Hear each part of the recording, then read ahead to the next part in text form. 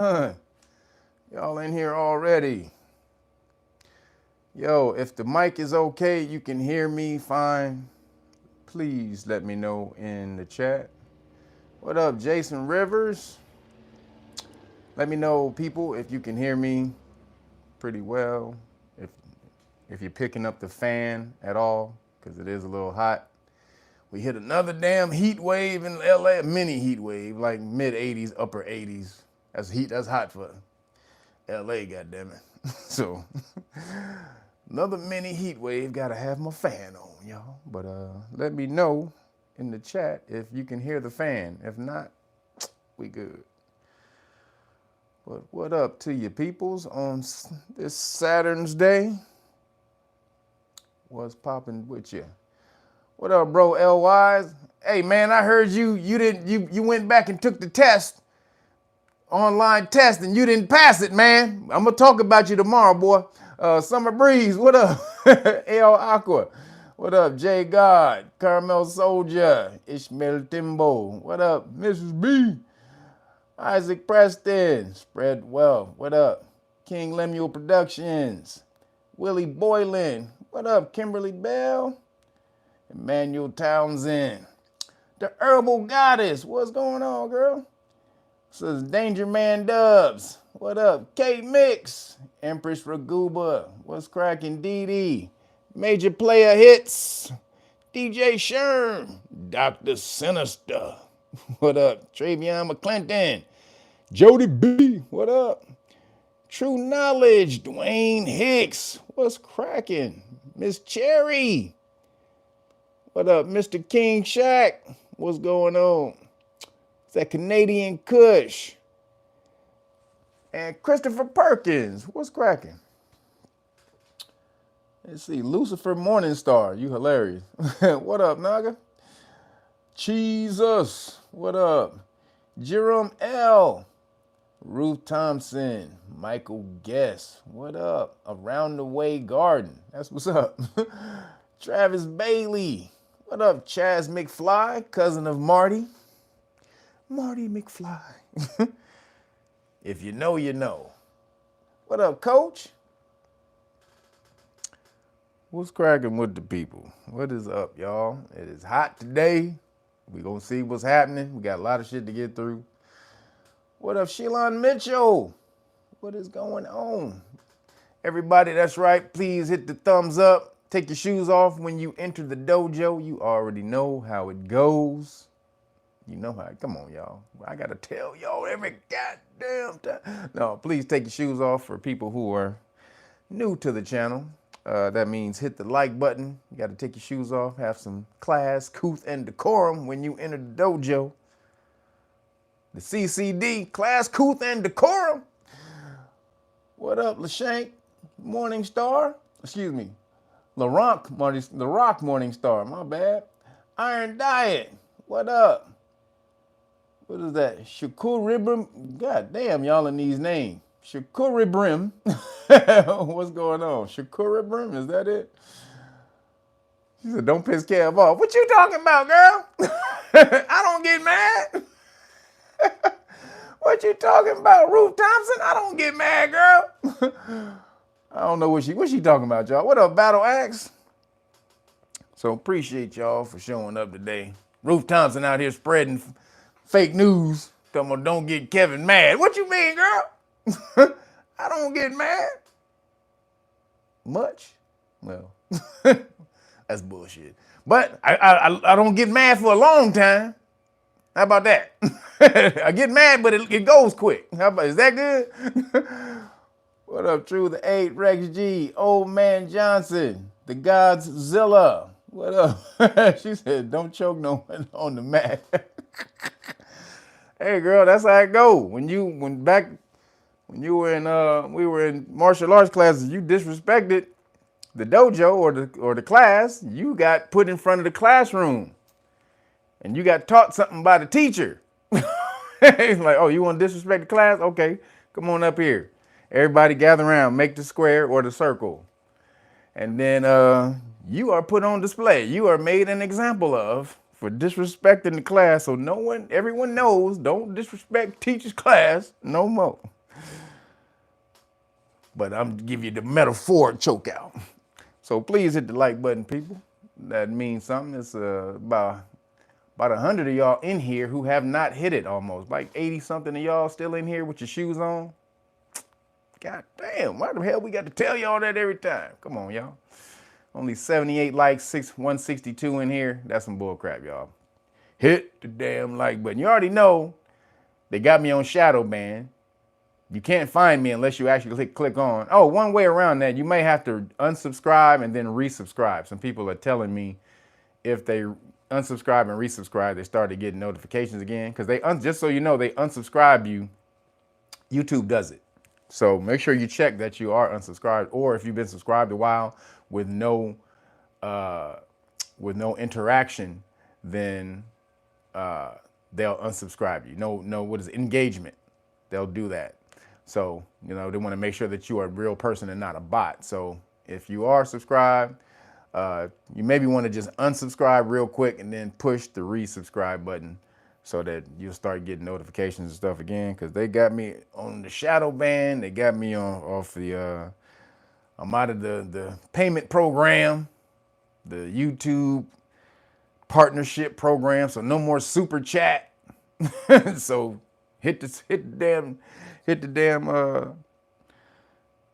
damn Cash App, y'all. The Cash App, Real Nagas #9. That's the way we get around YouTube trying to put the clamps on us. We got to support our own, so appreciate y'all. So anybody, real quick, there's an update. If you have ordered a police stop law package, because I was giving out last week was the last week, supposed to be the last week for the 5 decks of flashcards that I'm giving out with the whole police stop law package for free. So there has been a snag. So on a couple of items that I was supposed to be receiving. So I have not mailed your stuff off yet. The public official bonds book, somebody stole my whole box of bonds books because the FedEx dude, he just threw it over the fence.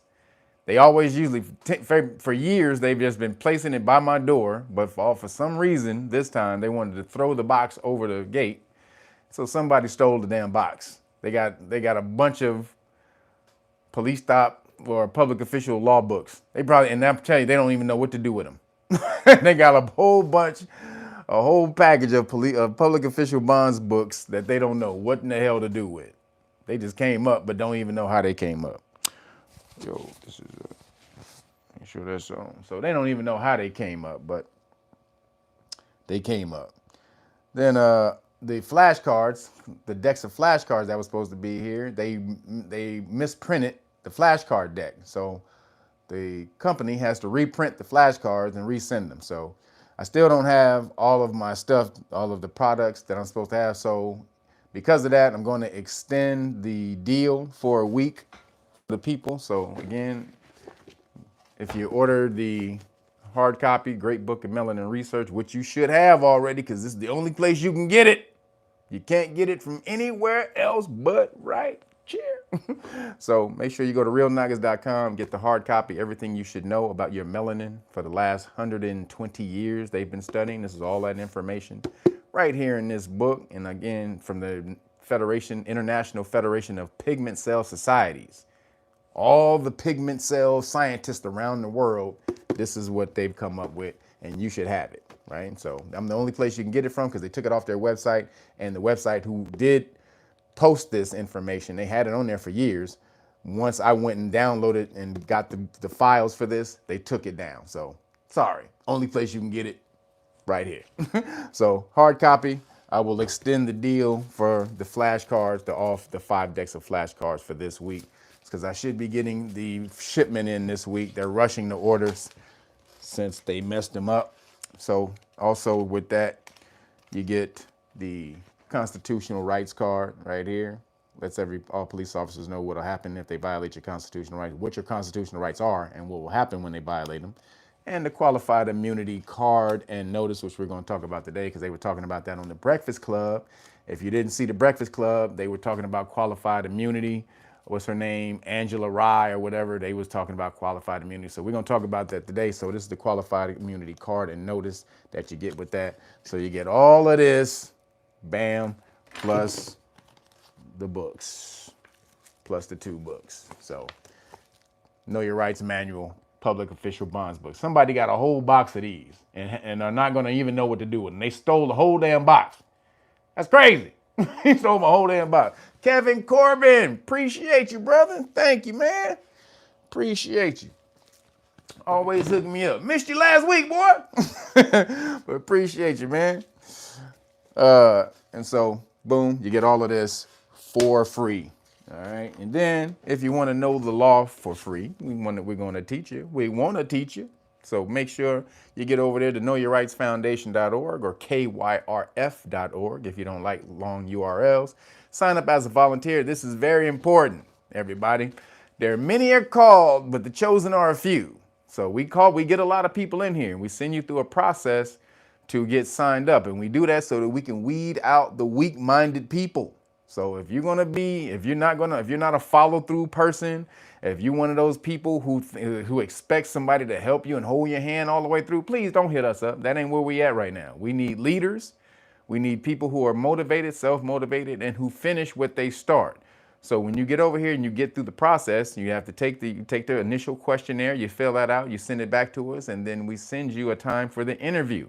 When we do the interview, there's certain things that's called an onboarding process, because a lot of people come through the interview, but then when they see what they have to do to make sure that they get in, it's not really a lot. It's just making sure that you go and you sign up to a couple of platforms that we use for the Know Your Rights Foundation, or you won't be able to get all of the information in the classes. So a lot of people find that a little tedious and then they don't do it. However, thank you, because that lets us know that you are not one of the strong-minded people who comes through here. We don't need you. We're glad if you're one of those people and you show us at the beginning that you are not somebody who knows how to follow through, because you're not going to learn the law. You're not going to be able to learn the law if you can't sit your ass down and study and discipline yourself to do certain things that you may not want to do. And when you get in here, you will want to do this, especially when you get around all the people who know the law and all of their personalities and how fun it is. But you're not going to know that until you do everything you need to do to get in here. So have some discipline. When you get in here, we waste our time, we ain't wasting our time, but we spend our time interviewing you because this is free.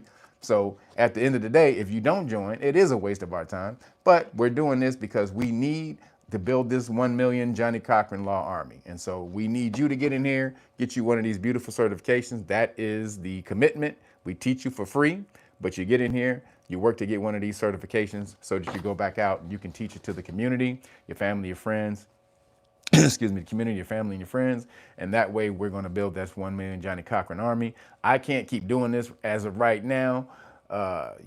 Everybody sees me as the Know Your Rights Foundation person, and that's great, but I need a lot more voices. I need a lot more people who are outgoing and who can speak and who are articulate and who wants to learn the law, because I don't want to just be the only face of Know Your Rights Foundation. We have a whole lot of people in here, and you're going to see start seeing a whole lot more people on video.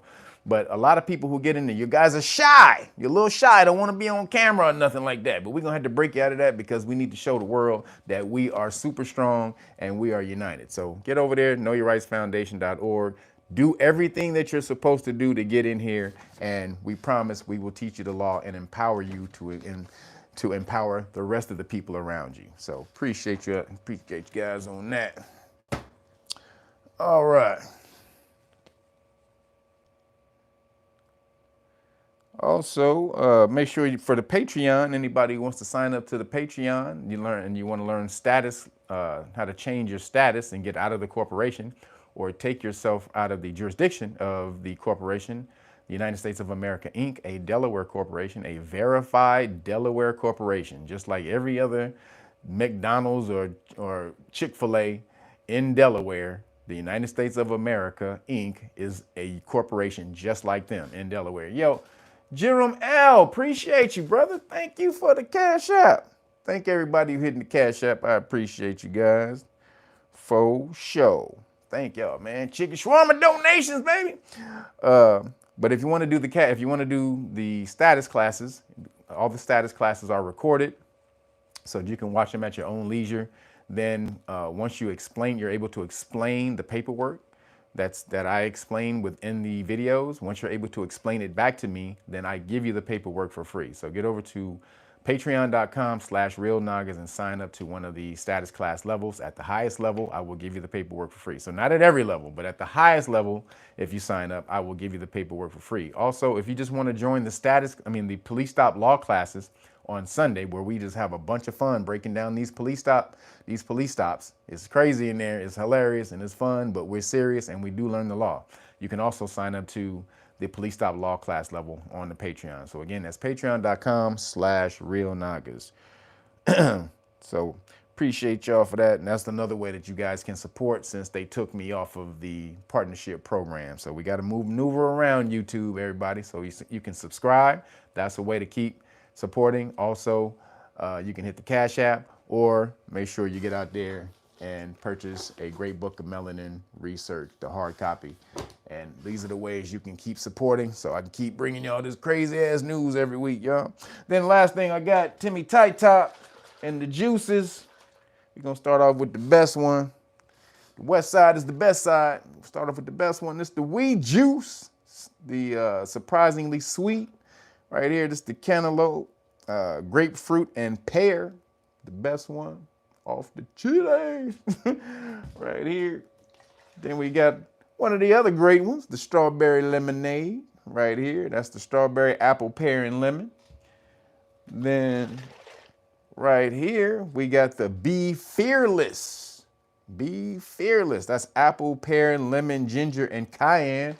That cayenne is off the chain. I'm telling you, it may not sound, but man, it add a little kick right at the end of your sip.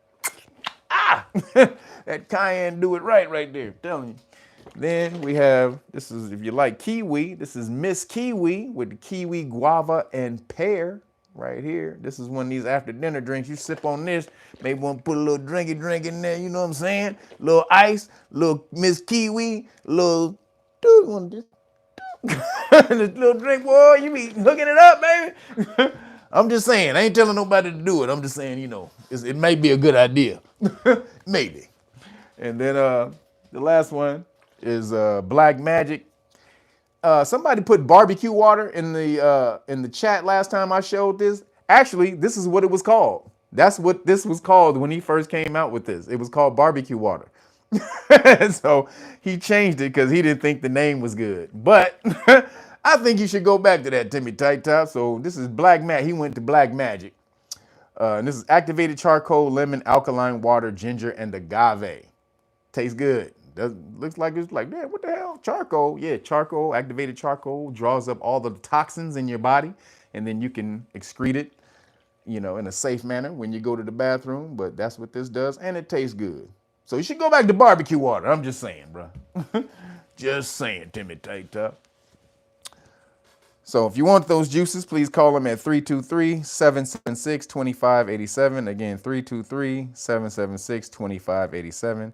All of the links for everything that we're talking about is in the description box, everybody. So make sure y'all look in the description box. Also to sign up to my alternative channels in case this one somehow, no reason, we ain't speaking it up, just in case anything go down. Could be electric storm or something. Who knows? But just in case this channel go down, you have my other channels. All right.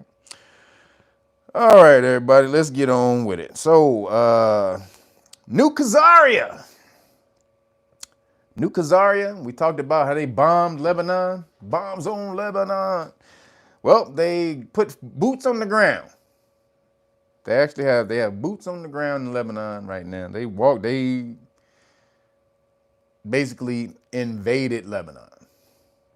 New Khazaria, that's an invasion. When you got physical people, boots on the ground, going across your border aggressively with guns, military weapons, that is an invasion. Now, remember when Putinzi just did this to old Khazaria? Excuse me. Didn't he just do this to old Khazaria? What they call Putinzi when he did this? And he had a good reason too. Because Khazaria's reason is we need to get them before they get us. That's Khazaria's reason. They said Hezbollah, Hezbollah, who's a proxy for Lebanon and Iran, they have been, doing the big T, the terror big T, to them, and so they were preemptively striking to wipe them out, right? So this is a part of war. They call it war. We're at war, but Hezbollah and them has never declared exact war or actual war on them. So even if things were going on, they doing that on the low fighting. You did this to me, so I'm gonna do this back to you. When you did this to me, so I'm gonna do this back to you. You did this to me, so I'm gonna do this back to you. It's that type of shit going on. But because they know if Trump gets in office, he's gonna be like, no more war. Trump don't want war. So they need to start as many conflicts as they can before Trump get in there. So Nuka Azaria walked their asses on in there to Lebanon. Goddamn. Just days after bombing it. So in retaliation to them invading invading Lebanon, Iran, they launched those supersonic missiles on them. So remember the first time a few months ago when Nuka Azaria, they blew up the embassy or whatever over in they blew up some Iranian officials over in the embassy. So Iran struck back by sending a bunch of cruise missiles over there, right? These are old missiles from the goddamn 80s, y'all. The first time they struck them, they sent missiles that was from the 80s. Old ass missiles that they got dust on them. They had to blow the cobwebs off. They had to wipe the cobwebs off of them and shit. They had to give them some WD-40 and they squirt that shit in there to make sure that shit still flew. Like, nigga, hey, nigga, we gonna blow us up, nigga. Put some more goddamn oil on that bitch, nigga. Hey, sorry, my nigga, damn. So they was, that's how old the missiles was that they sent over to Nuka Azaria, y'all. So, man, this thing won't stay on right. So, but then they also gave a 2-day warning of when they were going to launch the missiles. They told America, they told everybody. So basically they had no chance, those missiles had no chance of going through because they were giving Nuka Azaria every chance to shoot them out of the sky, right? With the iron, what they got, the Iron Dome, the Iron Claw, the Iron Dome, whatever it is. So most of them got shot down, I think, except like 5. And those are like just cruise missiles. So now, though, when they invaded Lebanon, they said, oh, bitch, you want to see the real shit, nigga? Huh? Okay, nigga. We told you last time we showed you, nigga, we hit you with motherfucking missiles from 1827, nigga. We hit you with old-ass motherfucking T-model missiles. Nigga, Model T missiles, nigga. You had to crank them missiles up when they got a handle on them. You had to crank the missile up, nigga. Oh, you really want us to show you the real shit? Oh, okay. So they sent hundreds. They said they launched hundreds of supersonic missiles over at Nuka Azaria. Now, the targets still weren't aimed at like human targets. They weren't aimed at human targets still. So they could have aimed them at human targets and really fucked Nuka Azaria up. They just wanted to show Nuka Azaria, hey, nigga, you keep fucking around, bitch. So they launched hundreds of missiles at non-human targets, and a lot of them got through. Blew up a whole bunch of shit over there in Nuka Azaria. They was like, oh shit, these niggas, hey, yeah, nigga, what happened to the Iron Dome? Where your Iron Dome at, Nuka Azaria? That shit was like a saran wrap dome. Nigga, that shit was, that dome was made out of cotton candy, nigga. Talking about the Iron Dome, nigga. You better get your ass out of here. Iran was like, nigga, you keep fucking around, nigga. We gonna show you what's popping. And rumors are they have a couple of nukes given by Putizi. So they like, nigga, you keep on. But again, Nuka Azaria, they said they're gonna retaliate against the missile strikes on them when they're the ones who started it, right? they keep trying to escalate this shit. And Iran knows they keep trying to escalate it into this World War III thing. So America comes in. See, if they do this, then America comes in, either just financially, still, because America's kind of still giving them weapons, but America's gonna really flood them with weapons if they go to war with Iran. And so then they're gonna be boots on the ground, because they already got 40,000 people over there in the Middle East, right? 40,000 soldiers. So Iran is like, we see what you doing, bitch. Like, so if they had launched those targets at human target, those missiles, those supersonic missiles at human targets, then that would have been a direct escalation of war. Like, nigga, we're gonna do something. But since they didn't hit really anybody and didn't kill anybody, New Khazaria can't just act like they own one because a bunch of their people was killed, which is really what they wanted. They really wanted a bunch of their people to die, allegedly. They really want a bunch of their people taken out so that I'm talking about Netanyahu, bitch. So he can have an excuse to go to war with Iran. But Iran is holding out. Iran is holding out. And again, New Khazaria are the ones who keep escalating the shit. Like when they blew them cats up with the pagers and the walkie-talkies, the pager and walkie-talkie attack took 15 years to plan. Did y'all know that? It took 15 years to plan the pager bomb thing. Nigga, that is some diabolical shit, yo. You plan to kill niggas for 15 years? That shows you all of the things that they're doing right now was all planned a long time ago. The fact that it's all coinciding at once. That the plan to bomb these Hezbollah niggas just happened to coincide when you were in a war, when you were attacked by Hamas. And then you retaliate against, allegedly retaliate against Hamas, and then Hezbollah and them retaliate against you for retaliating against, for taking out the innocent Gazan people. So you just happen to have this pager plan in your pocket, huh? At the exact same time when Hezbollah is attacking you for attacking the Gazans. You just happen to, hey nigga, what happened to that plan we had 15 years ago? We supposed to blow these niggas' dicks off. What did we do anything with that? Just so happens, sir. Hey, listen here, sir. Just so happens we've just finished the plan. It just finished yesterday. Wow. What? Praise him. Praise Yahuwah. Praise him. It just ended. We just finished it. Like, nigga, don't nobody believe you just finished the plan right when you were attacked by Hezbollah. Now I'm going to use the plan to blow their dicks off that we planned 15 years ago. It just so happened I can use the plan now. This is such bullshit. So, like I said, Iran is trying to hold off. They trying to hold off. Like, nigga, we see what you're doing. We see it. We see it. Now we about to show you a little something. If you want to keep messing around, we got hundreds more of these supersonic missiles to launch up your ass, bitch.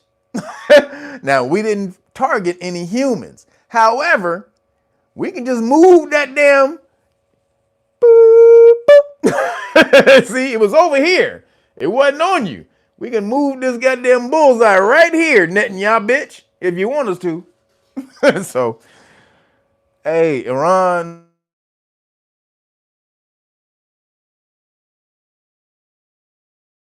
Yo, so am I back on? Sorry, somebody called me.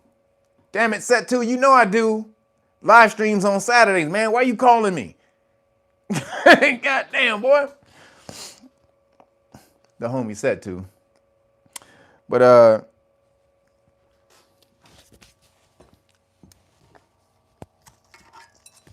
so, I don't know what's going on with that, so. I don't know if you guys are back on. I can't really tell. The screen is not really moving. Can y'all, am I back on? It froze. Can y'all hear me? See me? I'm back? Okay, word. All right, word up. So, New Kazaria is still with the bullshit. And we're going to see what happens. So, moving along, FEMA,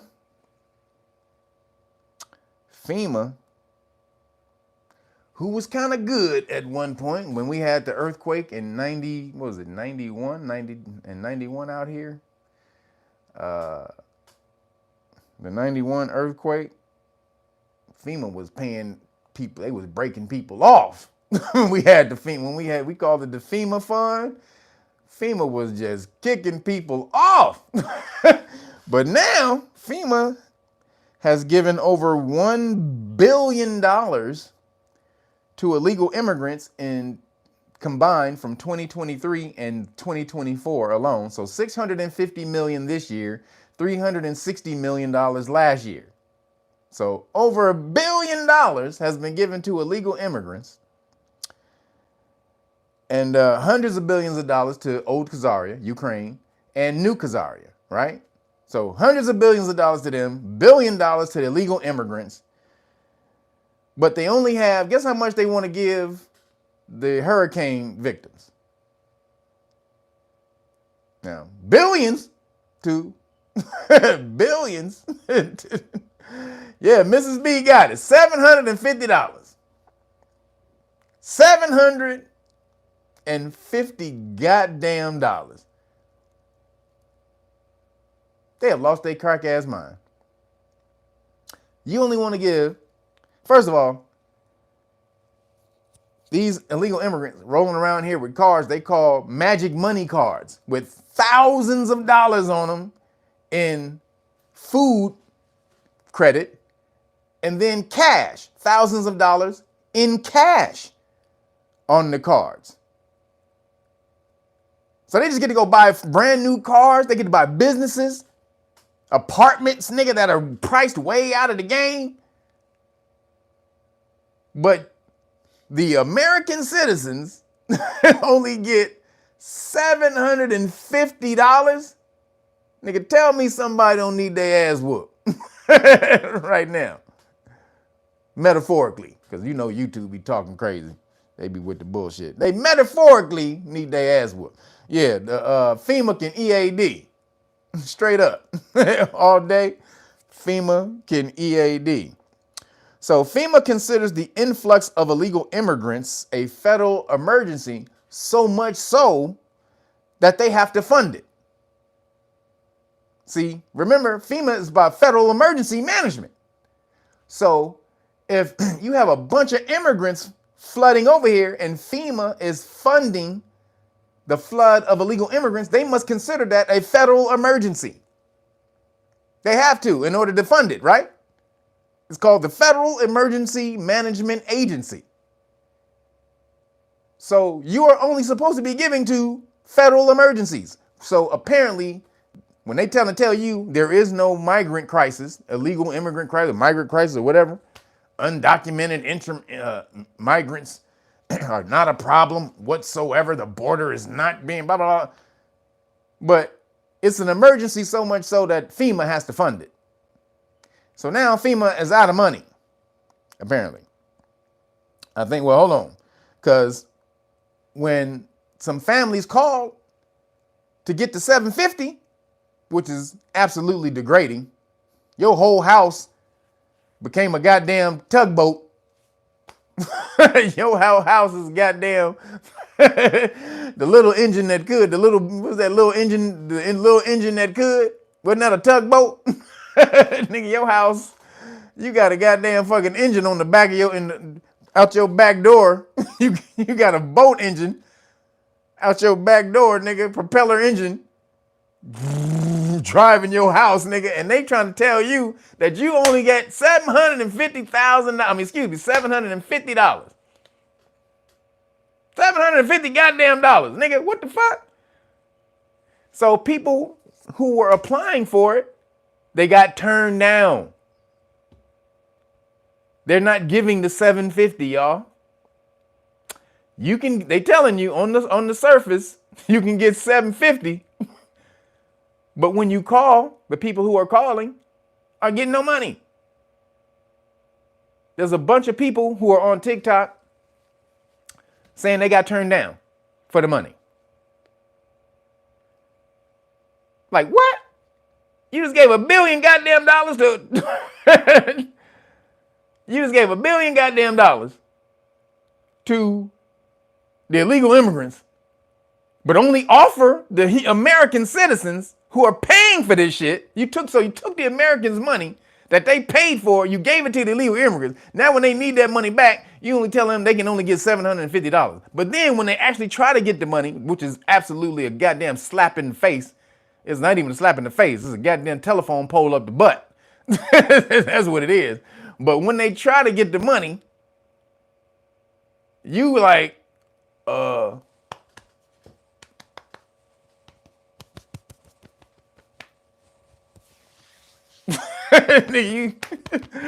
doing the ham bone, have you heard?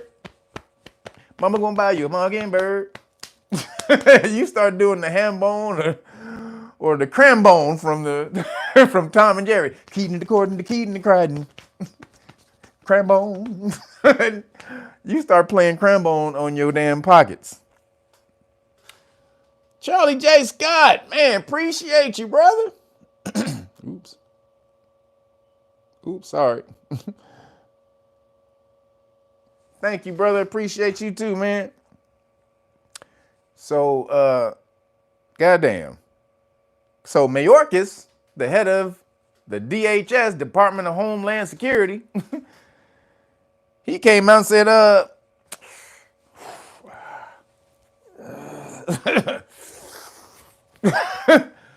whoo, money?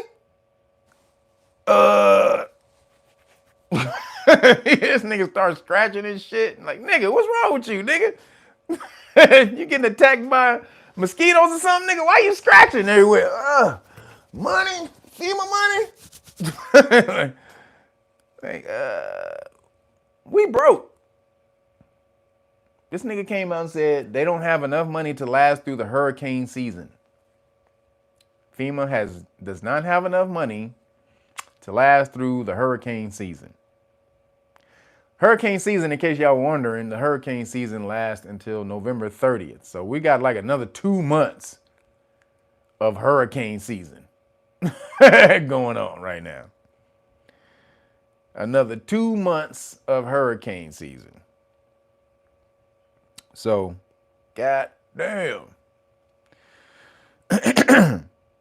So, again, because they gave it to legal immigrants. Now, again, what did Tupac famously say? Yo, who was that? Thank you, Robert. What up? Appreciate you, brother. He said for the $10 for the cram bone. Appreciate you, brother. So, what did Tupac famously say? What are his famous words? Got money for wars, but can't feed the poor.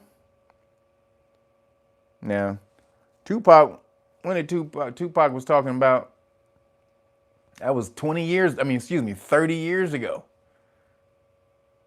That was like 30 damn years ago almost when Tupac was saying that shit. And still today. Now, they said this thing was worse than Katrina. Hurricane Helene was worse or as bad or if not worse than Katrina. So, and then it hit Florida, North Carolina, parts of Tennessee, and Georgia. Now, that's crazy. Why the hell y'all want to live out there in hurricane? That shit is just crazy as hell to me, y'all. That shit is crazy as hell to me. Yo, Conceptual Elixirs, appreciate you, brother. Thank you, man. Appreciate you, brother. Man, thank you everybody for hitting the Cash App, for just maneuvering around YouTube's bullshit, taking me out of the monetary program. And then shadow banning me because people telling me they have to actually go and click on my actual channel to find, because if you just put my name in, sometimes it'll show you that I'm doing a live stream. But for some reason now you have to actually go to the channel and then click on the channel, then go there, and then you'll see a live stream. So he says money for ears. What's ears? What's money for ears? Was that supposed to be wars? Money for wars? I think that's supposed to be wars. Come on, Miss Ovary Massager, Mr. Ovary Massager. Come on, brother. But yeah, money for wars, but can't feed the poor. So now a lot of people were saying that this hit the a lot of sundown towns. I don't know nothing about that, because when you look on the sundown town map, the sundown towns are actually mostly around Indiana, Illinois, Wisconsin. Those have like the most sundown towns. Yo, Broderick Enoch, he said Shawarmalicious. Appreciate everybody hitting the shawarma donation button. Appreciate y'all. I appreciate y'all. Thank you, man. That shawarma be good too. So I appreciate y'all helping me stay what is it? What is it? What word I'm looking for? Nutritioned. Not nutrition, but helping me stay a little healthy, because shawarma ain't that healthy, but it's good enough. But what I'm thinking is, so it's saying it hits a lot of sundown towns, right? And so they were saying, well, that's what they get. A lot of people are celebrating and saying that's what they get. Well, these people who are living there today, they had nothing to do. I don't know if it was, again, it was sundown towns in these places, but there's a lot of melanated people who live in these places. Like, so when you keep talking about this sundown, whatever, I don't know nothing about that today. What I do know is that a lot of people are suffering and they perished, and a lot of them are melanated. Even if they're not melanated, you should have empathy and compassion for everyone. You are connected to all that is. So you shouldn't be celebrating if someone has perished or if someone has lost their livelihood or anything like that, because the universe hears that, and the universe will send that back around to you. If you are celebrating someone else's loss of livelihood, the universe says, oh, well, you must think that's good.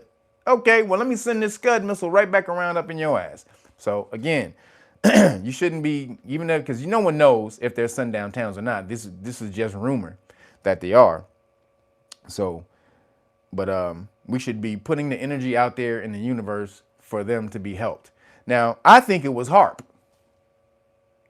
I think this was HARP, because all of those areas that were hit are Trump supporters. That's all MAGA territory. That's all MAGA territory. So what they're saying now is all of those people in those areas can't vote. They won't be able to vote because all the voting places, the places to vote, have been wiped away, y'all. Convenient, huh?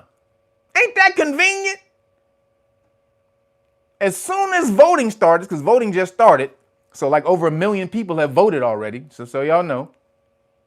But as soon as voting starts, you get a bunch of the major North Carolina, Georgia, Tennessee, Florida, and North Carolina, Georgia, Tennessee, and Florida. You get all of those places are MAGA country. All of those places are hit and don't have a place to vote now. Weather warfare, exactly.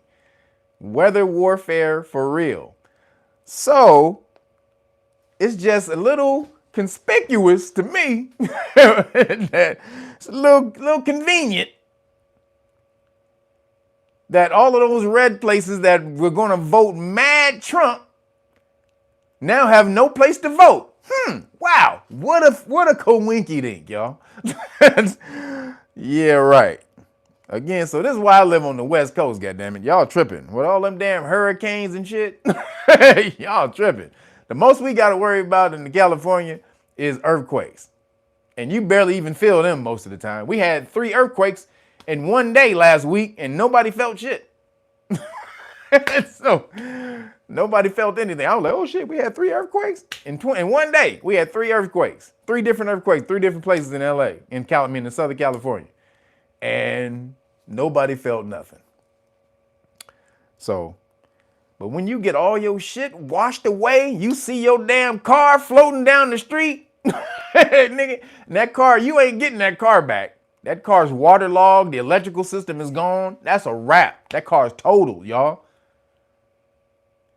So if you ain't have insurance, full insurance on your car, that's a washout. If you only had liability, you was trying to get by with liability.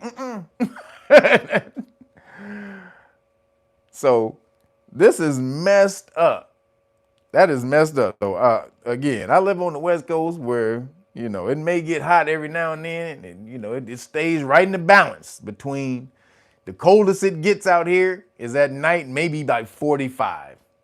That's about the coldest you're gonna ever see it at night in California. Maybe it'll hit 39 once in the 20, 30 years, every 20, 30 years, it may hit 39 at night. But that is so rare. 45 is rare. And mostly at night, it's like around in the 50s. And no goddamn hurricanes. So I'm West Coast, baby, California. So Trump started a GoFundMe for the hurricane victims because apparently the government is blocking people from going to help. People who are trying to get into the hurricane affected areas, the government is blocking them. People trying to take food in, people, doctors and people like that. The government, that's right. Thank you, Keyston, Prescott. The government, they blocking everybody. People are trying to get in, and they're not letting people in because they want this to keep going. Because again, these are MAGA territories, and if these places get on their feet by the time when it's time to vote, you know who the hell they voting for because Kamala ain't even been there. Joe Biden just went there when they started criticizing the nigga. This nigga woke up out of his coffin and shit down in the dungeon of the White House.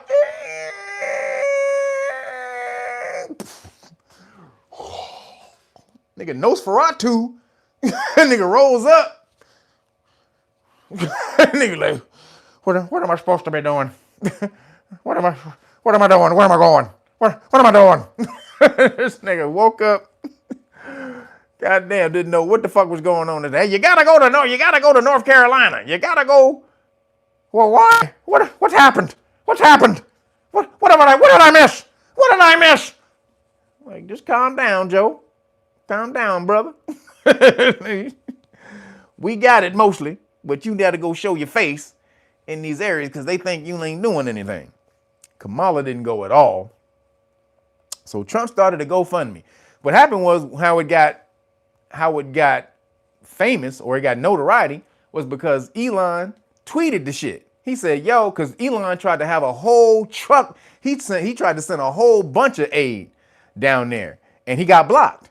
So he put it on Twitter, and when he put it on Twitter, Pete Buttigieg, he came out and said, man, that's not true. You know, this is a false thing, man. If you want, you know, if you just want to do something down there, you can just call me.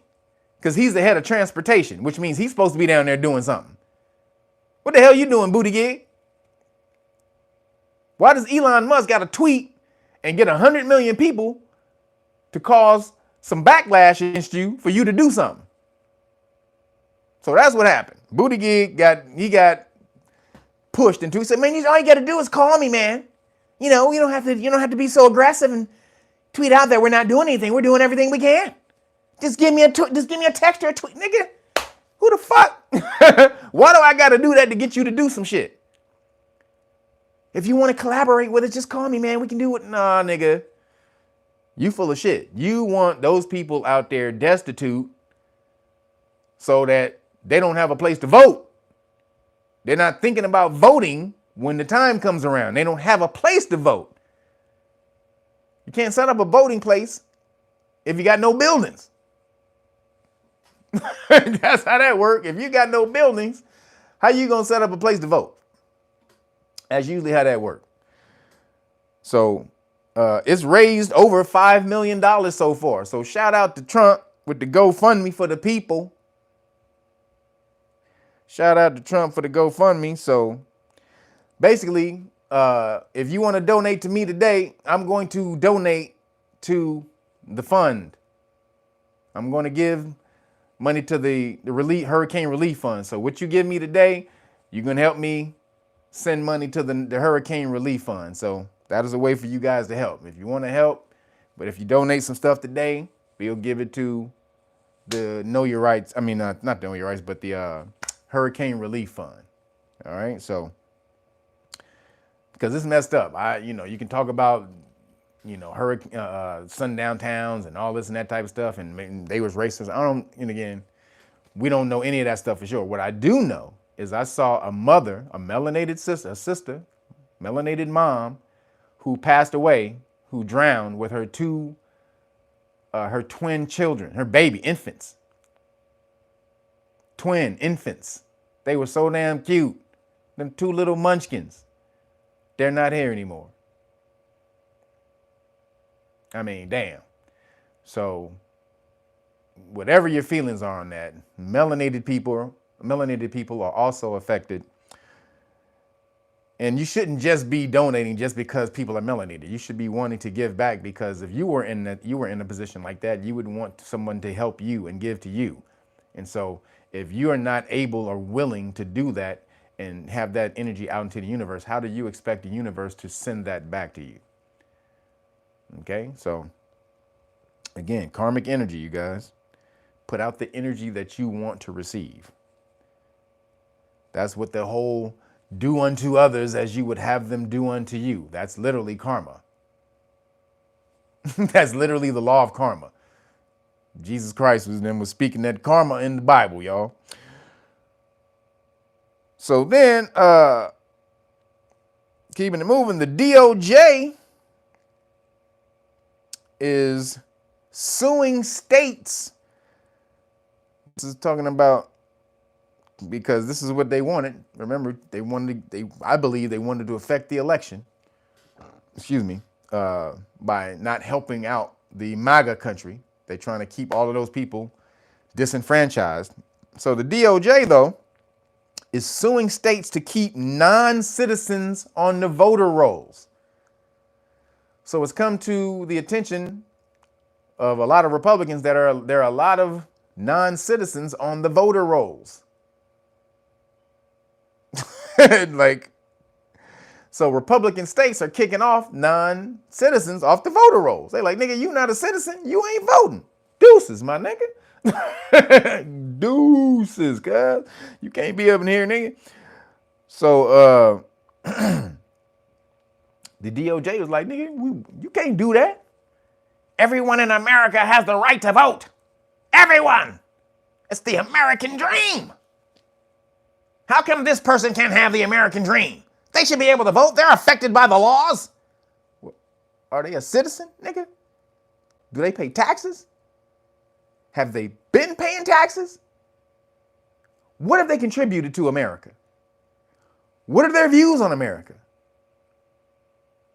How have they adapted to America? All of these different things need to be answered. These questions need to be answered. But you want them to be able to vote. Jace, Kamala, Jace. That's what they gonna do. They gonna walk up in that bitch. Hey, who you voting for, man? Huh? SA. Bro, hey, SA, bro. What is it? SA, Pablo? What is it? Who you voting for, guy? Kamala? Jace. Biden? No. Kamala? Jace. They like, nigga. That's all they gonna get in there. They gonna ask Kamala? Jace. Kamala? Jace. Who, just to keep it quick, who in here is voting for Kamala? Jace. You gonna have everybody in line raise their hand. Jace. Jace, me too. Here, sir. But it's not just that's just for everybody. That's the Chinese people. That's the African niggas. That's the Ukrainians. That's the Haitians. The Venezuelans. That's everybody. All of these niggas is going to be jessing their ass off for Kamala if something is not done in this next month. Because Arizona has 218,000 people on their voter rolls who didn't show ID or proof that they were citizens or the people they claim to be. They just showed up like, me vote, me want to vote. Me want to vote? Yes? Yes? Who are you? Me. I'm me. Me, Pablo. Yes. Umbutu. Nigga, for the Africans. Umbutu Megatabalaya. Like, what, nigga? Hold up. Let me, what'd you say? Umbutu Megala what? Let me, how do you spell that? Megalabalia. What? Oh, damn, my nigga. I don't even see, what? They be like, nigga, just go. You know what? I got a whole lot of people to look at, so you just go ahead, Mbutu. So, you know how they're doing it? Yo, Tres Burden, thank you for the super chat. For the Cash App. Gonna get that out to the peoples. Help. You say, I hope if you donated for chicken shawarma, that's great. Thank you, I appreciate it. But we're gonna send that money out to the hurricane victims. So I appreciate you guys for that. So be generous, as generous as you are with me. Be generous to the hurricane and the hurricane survivors, because this is a lot of damage, y'all. So appreciate you guys. But then you know how they're getting the people into. Because this came out in the debate, we're going to talk about it in a little bit, but in the debate, they started talking about how the Haitians, because they were calling them illegal immigrants, and then the moderator came out and said, well, they're not illegal immigrants. The Haitians are legally here, and blah, they have a legal asylum status, and blah, blah, blah. So then she just tried to cut it off, and so we're going to move on. And then J.D. Vance was like, hold up, bitch. What about the CBP1 app? So what is that, y'all? The CPB1 app. That's what they call it. It's an app that's called the CPB1 app. That stands for the Customs and Border Protection Agency app. So this is an app that illegal immigrants can log on to and claim asylum status. Basically, just walk up.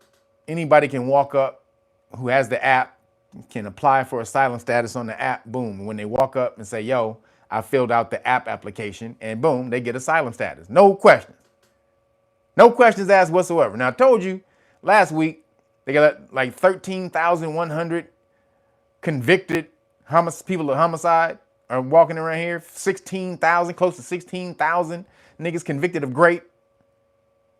Then another 6,000 pending homicide and rape.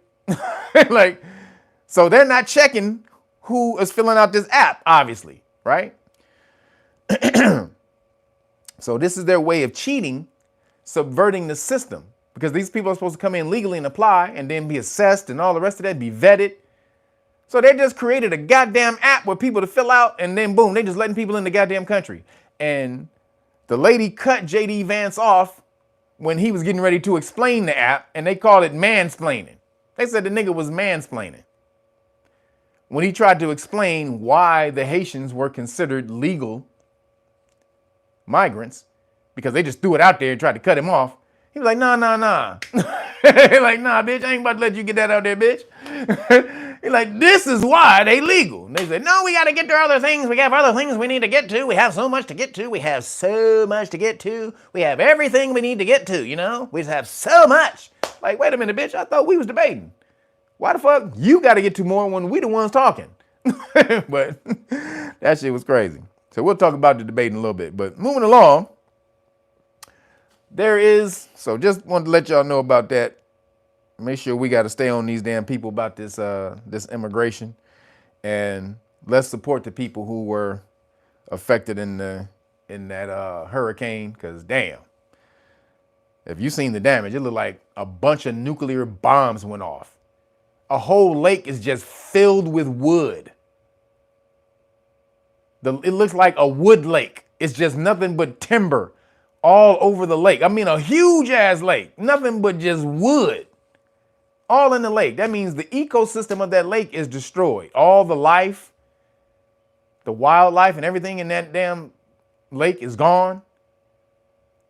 They're going to have to reintroduce the ecosystem to that lake. I mean, it's crazy. And they have the money to clean. They have the money to help these people within like a week, y'all. If they can give $200 and something billion to Ukraine, they just gave $80 billion to Ukraine. Excuse me, $8 billion, not 80, but $8 billion to Ukraine again a couple weeks ago or a week and a half ago. What would $8 billion do to the hurricane victims? That's all you would need. I would say even less than that. But nope. So we got to stay on their ass, y'all, for sure. So moving along, the war on free speech is still going. You better get your ass into the game, into the fight. You have got to get into this fight. The war on free speech is real and it is popping. And it needs you.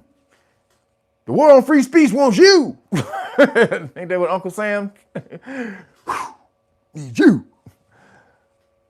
Because if you don't get into the game, you're going to be, your free speech will be taken away from you. So John Kerry, if y'all know who John Kerry is, he ran for president a while ago against, who did he run against? Was it against Obama? Was that Mitt Romney? No, he ran against George Bush. John Kerry ran against, I think, George Bush, I believe. If I'm wrong, put the correct thing in there. But I think it was George Bush that John Kerry ran against. So, and they're both skull and bones. Let's talk about that real quick. They're both skull and bones. So they're coffin booty brothers. They coffin butt brothers. So if you don't know what that means, in Skull and Bones, they have a ritual where they make you get into a coffin and masturbate and tell all of your sexual experiences while you masturbate in the coffin. And so that means you in a room with a bunch of niggas tossing off. I'm good. I don't need to be no brotherhood that bad. Fuck, nigga. I don't need to be in no goddamn brotherhood where nobody else got their thing and no other nigga got their thing out in the same room. Let me tell you right now, if you in another room, you in the same room when a nigga pull his thing out, you need to get the fuck out. I'm just saying, nigga, you should never be in another room with another nigga with his thing out. I'm just saying. So Skull and Bones, if you want to see that, if you want to know about that ritual, go watch the movie. What was it? Skulls. I think it was the Skulls with homeboy Joshua Jackson. I think it was named Joshua Jackson or whatever. And your boy from Fast and the Furious. What's his name? Paul Walker. That was like his first movie or some shit like that. So it was Skulls. I'm about to watch that shit today, goddammit. But the Skulls was, bro, it was spelled Skull and Bones, but it was just called Skulls. And it was at the university they were at. So Skull and Bones is mainly at Yale. So the university that they were at in the movie just had a Y for its logo. So they were trying to tell you what it was, right?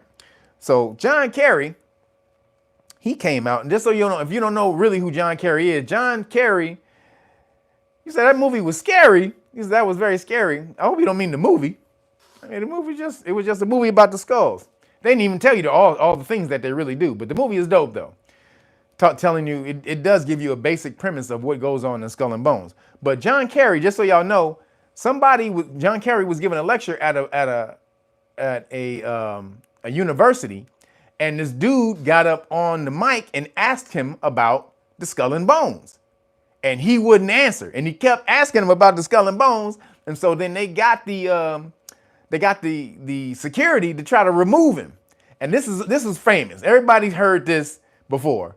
When they tried to pull him out and they dragged him, he wouldn't leave. And then they started dragging him out. And he was like, they pulled the taser out and he was like, don't tase me, bro. Don't tase me, bro. Don't. So that's the don't tase me, bro guy. He was there asking John Kerry about his Skull and Bones connection. And John Kerry wouldn't answer. So that's who John Kerry is. John Kerry got that nigga tased like a bunch of times. That nigga got tased like a bunch of times. So John Kerry just came out and he just said, The First Amendment and social media prevents building consensus around an issue. Peace, Terry Bell. Yeah, don't tase me, bro. Is legendary. That dude actually works for Tim Pool. He's a reporter for Tim Pool now, and he's on Tim Pool's show quite a bit. The Don't Tase Me Bro guy. So if you want to know what happened to him, he became a reporter for the Tim Pool channel, whatever, it's some publications Tim Pool owns, and he's on there sometimes. So he also said, now this is a quote, he wants to stomp it out of existence.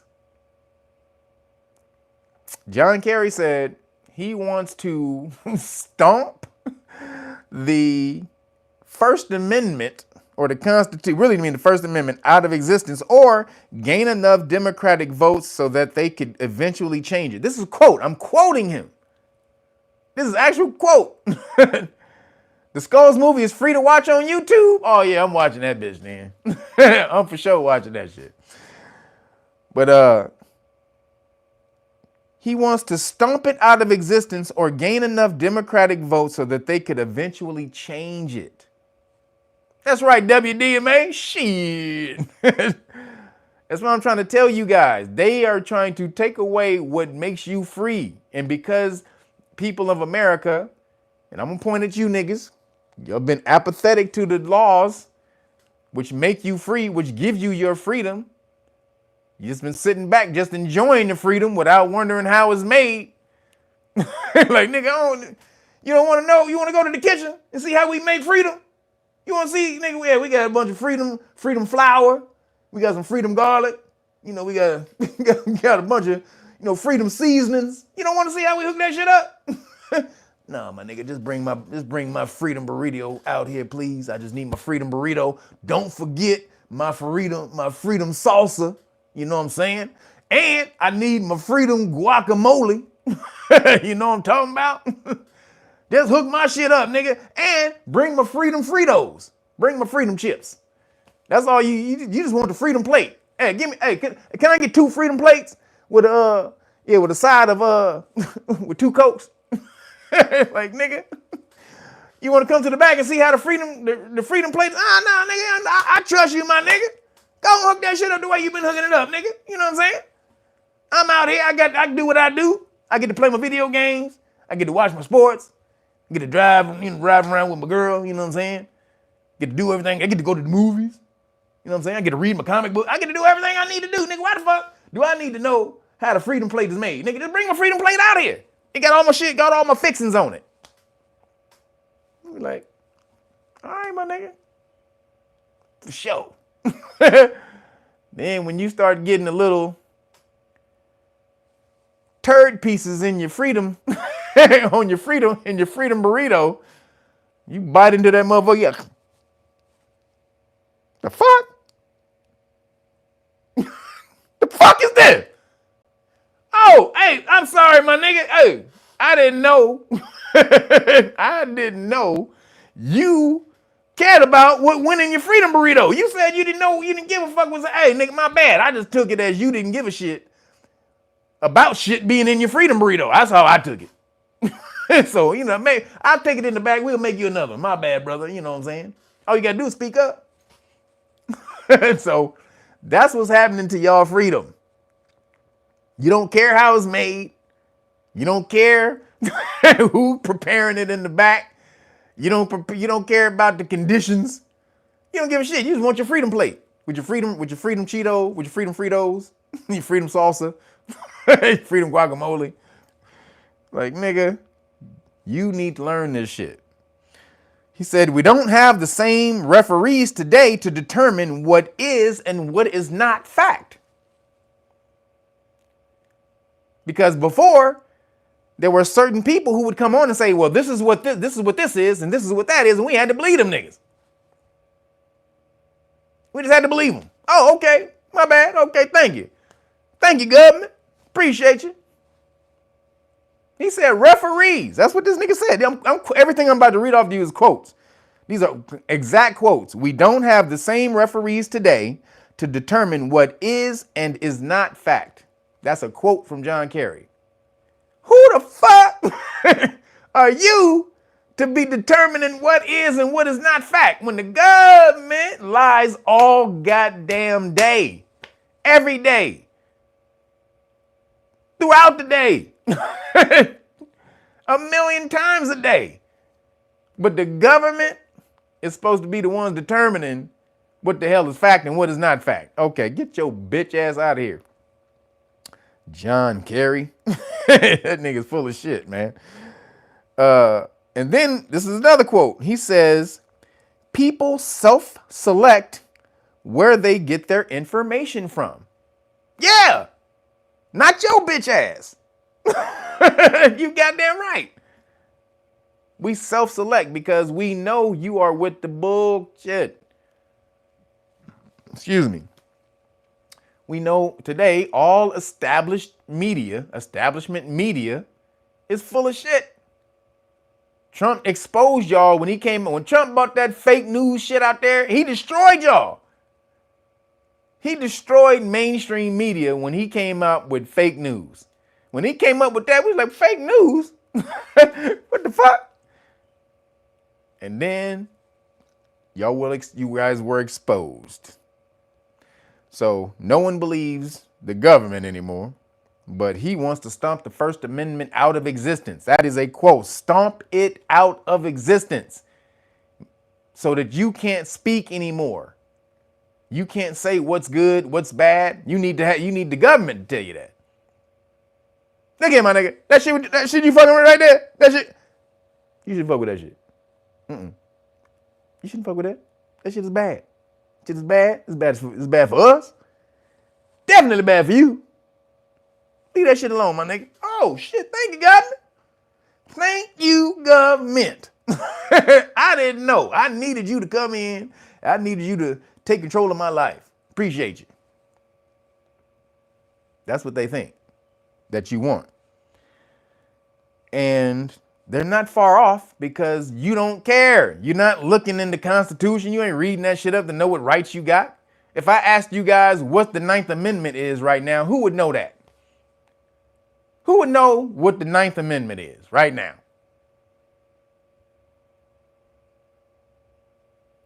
Who would know what that is? I know you're going to Google it, but the fact that the chat has stalled, meaning y'all didn't know right off the top of the head. Its power, its rights not enumerated in the Constitution are still left to the people, meaning the rights that they didn't enumerate, you still have other rights that even if they're not enumerated within the Constitution. That's the 9th Amendment. Meaning they said, well, just because we didn't list all your rights doesn't mean you don't have them. That's the 9th Amendment. How many people know what the 3rd Amendment is?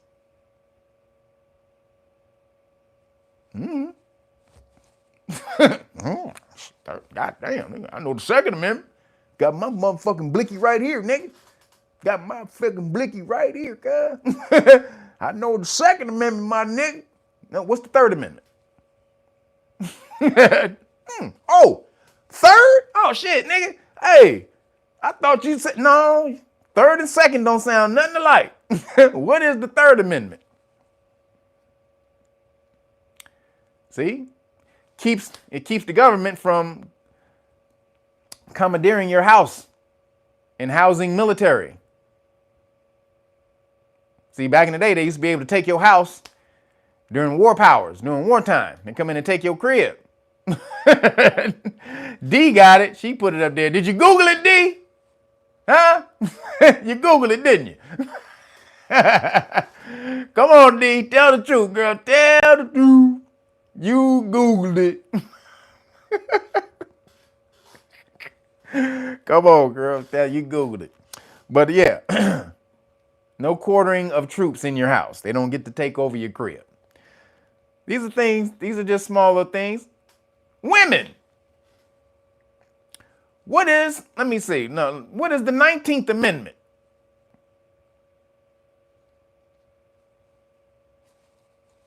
What's the 19th Amendment?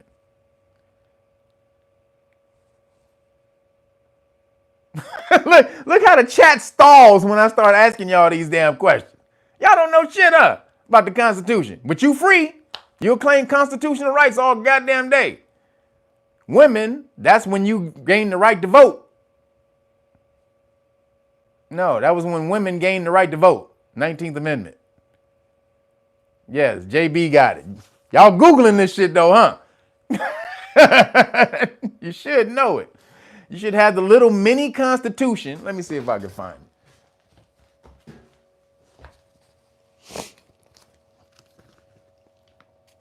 Oh, whoa.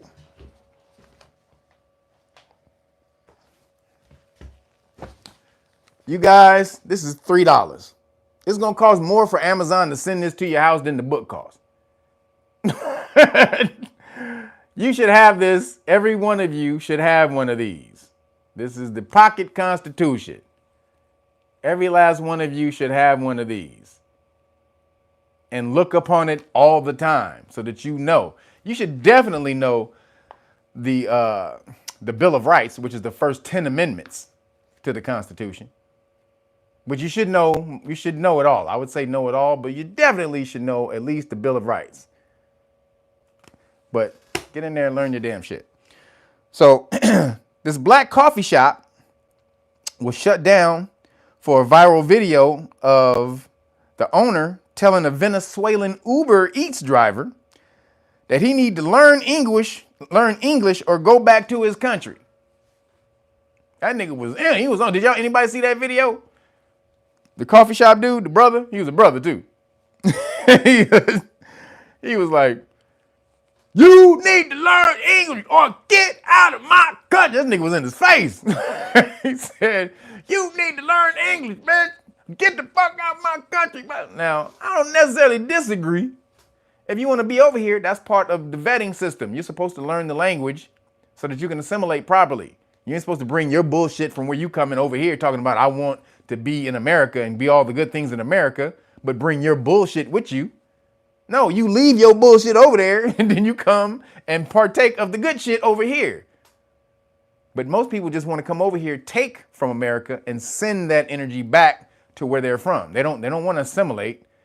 They want to carve out their own little section of America that they can, their own little hub, their own little bubble that they can survive and thrive in, but still be like where they came from. That's not what America is, fool. That ain't what America. You better learn English, goddammit. Be a part of this shit. So after the video comes out, the coffee shop owner is being investigated for a hate crime. This is why I put this in there. We're talking about freedom of speech. He's being investigated for a hate crime. Goddamn. You said a different design? I know Miss Jeannie, she got one of these. She got like a couple of them, don't you? She know about this. She know about this right here. Bam. It's Pocket Constitution. But this dude now being investigated for a hate crime because he told the nigga to go back to his country or learn English or go back to your country. Should he be investigated for a hate crime because he told an illegal immigrant to learn English or go back to your country? Now, it was mean. I don't think he should have did it because of what he was doing. It was pretty mean. But a hate crime? Nigga, because you showed up to Uber Eats and don't know what the fucking food you picking up because you don't speak English? Or you don't know who you picking it up for because you can't read the nigga name because your ass don't speak English? So that pissed the owner off. So he went off about it. And now he's being investigated for a hate crime. People trying to cancel him and shit, shut his damn shop down or whatever. Crazy. That is insane. Start teaching your children the Constitution, people. This is the plan. They want to take this away. Again, this document that makes you free. A lot of people want to shit on America. This is one for, it's $6. Is it $6 now? Or they must have moved the price up. But they know this is what makes Americans better than everybody else in the world. America, let me say. Not Americans, but America. Better than every other place in the world is because it has freedom to do all the things that other countries don't have the freedom to do. And they know that, and they need to take that away in order so you can assimilate and join the one world order so that you're not above anybody else. You ain't special, nigga, because you got free speech. You got the Fourth Amendment. You got the Fifth Amendment, the Sixth Amendment. You ain't better than us. Yeah, well, we kind of are, my nigga. The country is anyway. The country, not the people. That's an individual thing. But the country, if your ass ain't speaking freedom talk, nigga, we don't fuck with you. We about that freedom life over here. So bring my freedom plate. Or no, I'm gonna go in the kitchen and cook up my own freedom plate. Nigga, where you keep the chicken at? Huh? Where you keep the chicken? Where you keep the avocados? Where you keep the tortilla with the flour for the tortilla? Now I'll hook my own damn freedom plate up. I don't need you doing nothing. So learn your constitutional rights. I implore you, people, this is the time for you to do it. You're not living in the past where you can sit back and wait for somebody to bring you your freedom plate. Sorry, you ain't got that luxury no more. The restaurant is closed. You need to go to the store and buy your own food and make your freedom goddamn plate in your own kitchen. That's what you need to start doing. And if you've been hearing me telling you this for years and years and years, get off your ass. And it's been ringing around in your head for a minute. It's your subconscious. It's your higher self telling you that you know you need to do this. So stop bullshitting. Put down the cell phone.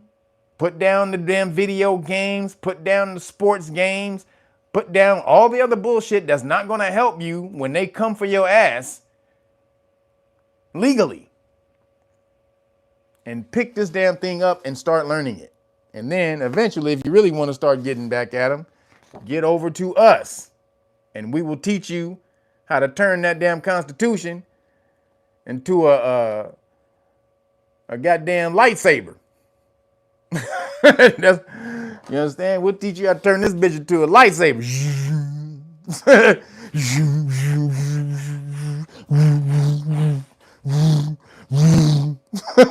Slicing niggas up with this damn thing. So just saying. Moving along. The Teamsters dock workers strike. It was going down. It was everywhere. It was being talked about. It was going down. But it got postponed. They left. It went down for like 2 days. We had a strike for like 2 days, and then it was postponed. The strike has been postponed until January 15th due to a tentative deal of a 66% pay increase.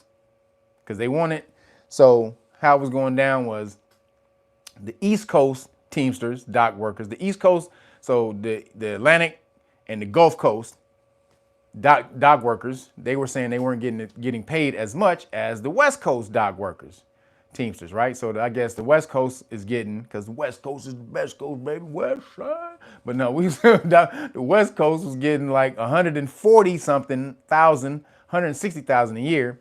So they wanted, and the East Coast people were getting 80,000 to 120,000 a year. First of all, nigga, if you ain't got no job, you need to go try to be a goddamn Teamster dock worker.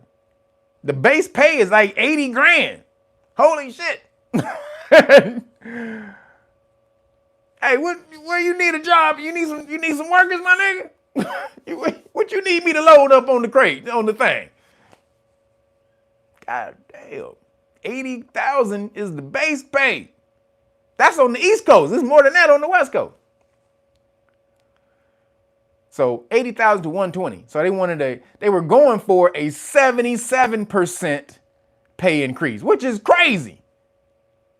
You already making 80 to 120. You want a 77% pay increase? Holy shit. Now, that's kind of robbery. But I understand where they were coming from because they had the golden ticket. You ever seen Willy Wonka? They had the Willy Wonka ticket. And what I mean by that is they're 1 month away from the election. 1 month away from the election. If they go on strike and goods and services shut down, everything, inflation is going to rise like 50% if they shut down the goods and services, the docks. Everything, all the goods are going to have, the monies have to go up because there's going to be less of the goods, right? So that's going to be inflation when Kamala and Biden is talking about they're trying to bring inflation down. That would have skyrocketed inflation. I mean, torpedoed that shit. So somebody came and told him, hey, nigga, you better end this bitch today. So the funny thing is the the head of the Teamsters who initiated it. Did y'all see this dude? This dude crazy. He looked like a damn mob boss for real.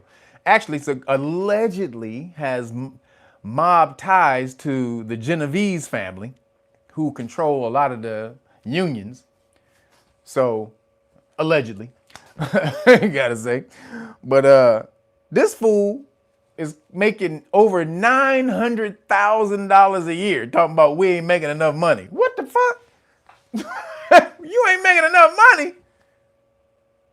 $900,000 a year this dude is making. He got a Bentley coupe. He got a house with a 5-car garage, y'all.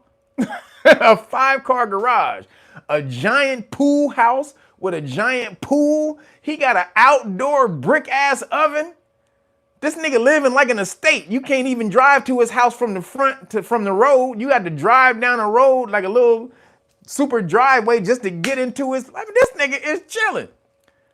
But he talking about the shoremen or the shipping companies are making crazy money and not breaking bread. They're making billions now and not sharing the profits with the dock workers when they make $80,000 to $120,000 a year. But they want more money. They wanted a 77% increase.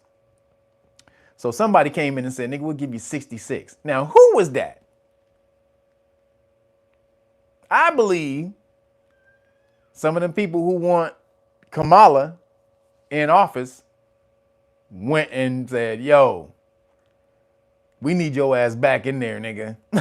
So they went, and again, they held the golden ticket. There would be no other time that you could basically go in and set your price pretty much for how much of a raise you wanted, a salary increase you wanted, other than right now. So I actually commend him because he recognizing when it was their time, because there's going to be no other time they'd be able to do something like this, right? Because at this point in time, it's the most prevalent, most important to keep the damn docks open for this next month so that Kamala and them have a chance to win. So, but it's funny how they always want to go on strike. Cats that's making like $900,000 a year, the heads of the unions always want to go on strike when the low niggas basically barely have like 2 to 3 weeks of money to live on. They're always the ones that want to go to strike. They want to go on strike. But it worked. He got 66% pay increase for these cats, which is crazy. Like, so you got to get, I guess you kind of got to give him a shout out, but damn, holy shit balls. So the lines at Costco are smart and final.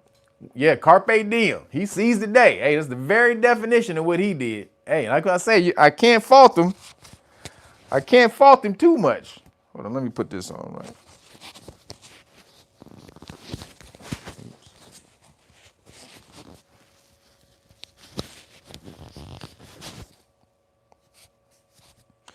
So yeah, I can't fault him too much. So, you know, when you got the golden ticket, you got to cash that bitch in. But goddamn. So the lines at Costco and Smart and Final was out of control. People was acting like it was the Pandeezy again and shit. So again, you might want to stock up before January 15th because this is a tentative deal until January 15th. They just basically trying to get past the election to see who wins the election. So, but it's funny, they were going to shut down everything, but they weren't going to, the only thing that they weren't going to shut down, which is crazy, is the military shipments going to old Khazaria and new Khazaria. We're gonna shut it. Excuse me. We're gonna shut everything down, but the military shipments to old Khazaria and new Khazaria. Okay. And the Khazarians don't run America at all. They don't run America, y'all. Not at all. But the shipments to New Khazaria, the military, the war, or the armaments, armament shipments, still giving them out. Man, the military industrial complex is the most powerful cats. Man, next to the banks. I'm gonna say the banks are the most powerful. Next to them is the military industrial complex. And then I would think it's big pharma. Those are probably the top three. And then oil. You got probably the four gangster industries. Banking, what did I just say? Damn. So banking, oil, the pharmaceutical industry, and military. Those are the biggest money makers that you will ever see. So then I got to scream out, "Yo, Joe!" Anybody, y'all know what that's from? But I got to scream it out, "Yo, Joe!" Because Joe Biden, insurance is big too, but not as big as those other four. Insurance is not as big as those other four. But Joe Biden, your boy Joe Beasy, G.I. Joe, that's right, G.I. Joe, WDMA. So Joe, he could have blocked the strike. Joe Biden could have blocked the strike for 90 days. There's something called a cool off period. And so the government, the president can come in and institute a cool off period, which is 90 days, to say y'all need to work this shit out before you go crazy. But Joe Biden said, nah, I ain't gonna do that. Now, why wouldn't he do that? He could have did it because the election, right? Joe was like, nope. Now, why is Joe Biden acting like this, everybody? Because that nigga wants to hurt Kamala. This nigga done wore the MAGA hat. This nigga, he doing a whole lot of shit that's fucking up Kamala. He didn't call the 90-day end to the strike, which he could have did immediately when they went on strike. He could have did that immediately, but Joe was like, nope. He literally said, no, I'm not gonna do it. Then, the other day, this nigga held a press conference, a surprise press conference, at the exact same time Kamala was holding her rally. Just a coincidence, y'all. Joe Biden, nothing to see here. This nigga not trying to torpedo Kamala at all. No. This nigga, they said, it was like they hadn't seen Biden in the press conference room so much that the reporters, when he walked in, they were like, like, oh shit, nigga, Joe Biden? This nigga said he's back. That's right, he sure did. Nigga said he's back in the race. What the fuck are you talking about, Joe? You back in the race? What? Nigga, Kamala is doing a campaign rally right now. So that stole all of the media, went to Joe. That was supposed to be on her campaign, her campaign rally. All of the media has to now go to the press conference with Joe Biden because he may say, I'm about to blow up Iran or Hezbollah. He could be saying anything, right? So they got to cut to the president, which took away from Kamala's. So that nigga Joe Biden is trying to torpedo her ass like that nigga call him Joey Scud. Joey Scud missile. Oh, nigga, Joey Scud missile. Joey SC, baby. Hey, I love it, Joe. Keep on doing it. And then at the press conference, he kept on mentioning how Kamala is in on his policies. The policies that have America on the brink of collapse right now. He kept saying, yeah, me and Kamala. Yeah, because if you're watching Kamala, Kamala has not mentioned Joe at all until they asked him about, they asked her about the day Joe dropped out. But that's the only thing that she done said about Joe. Other than that, she not answering a fucking question about Joe. So Joe, because she trying to separate herself, because the policies that everybody hate right now is the shit that her and Joe put in place, right? So she got to separate herself from Joe. So she ain't talking about Joe at all. Joe gets up there and like, hey, Kamala, my girl. That's my goddamn homie right there. Goddamn, girl. I wouldn't have been able to do none of this shit without you, Kamala. Shit, matter of fact, this is all your idea, girl. Goddamn. I was like, goddamn. I was sitting there just thinking. I was chilling. And Kamala walked in the room and said, hey, Joe, won't we do this? Won't we do this? Won't we do this? I was like, goddamn, girl, you are a goddamn savant. You a genius. So I just said, we're going to implement everything Kamala did. This nigga got up there, basically tried to scud missile this bitch. Me and Kamala, we down like 4 flats. We go back like babies and pacifiers. Man, you heard ODB.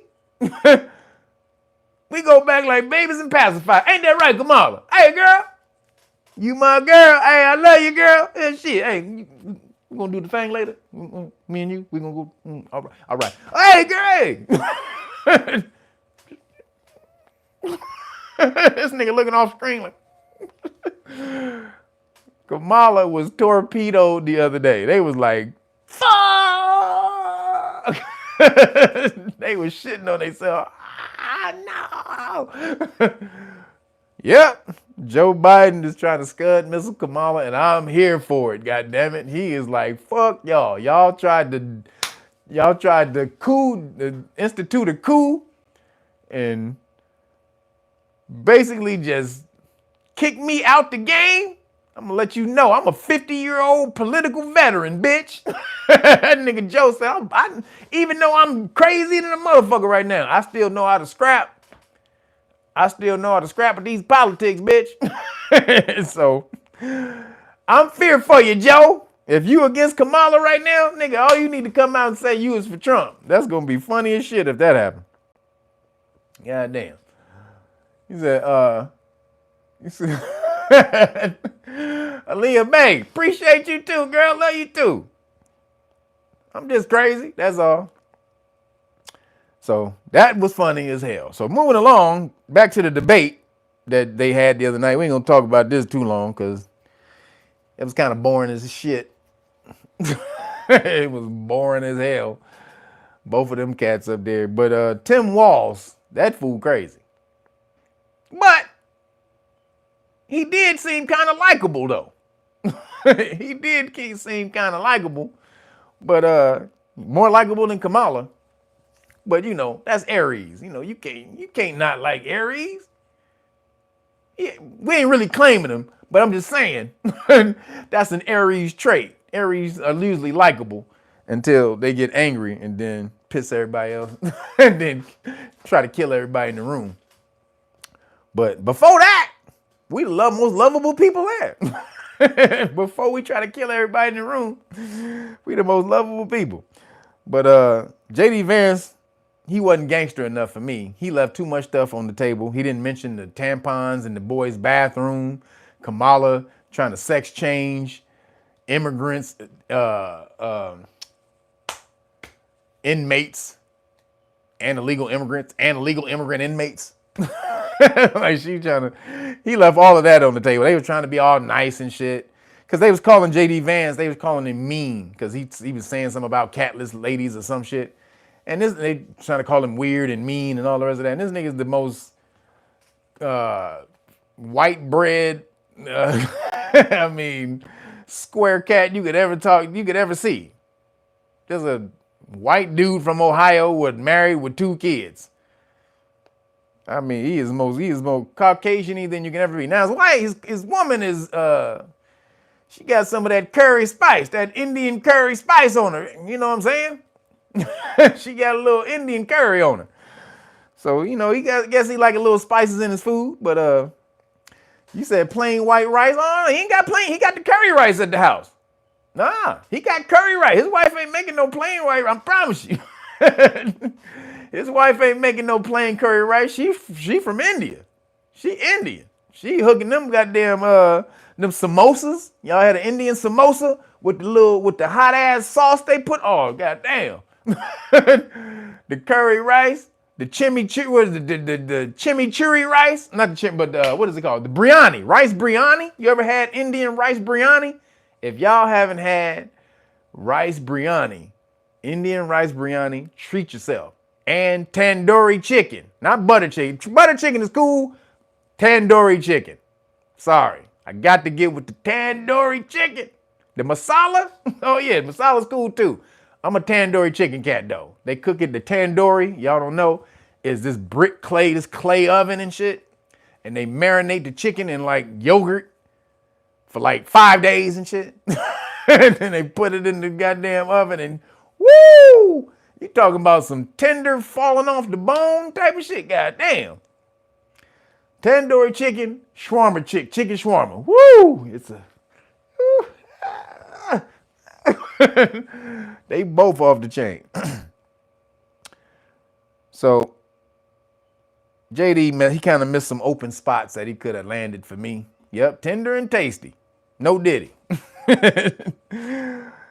So now the talking point though, because he won and he answered every question so damn. He says fish pakoras. I never had that. I never had the fish pakoras. Got to try that one of these days. But he was so damn good in the debate, like basically answering every question, had an answer for everything they threw at him. They called him slick.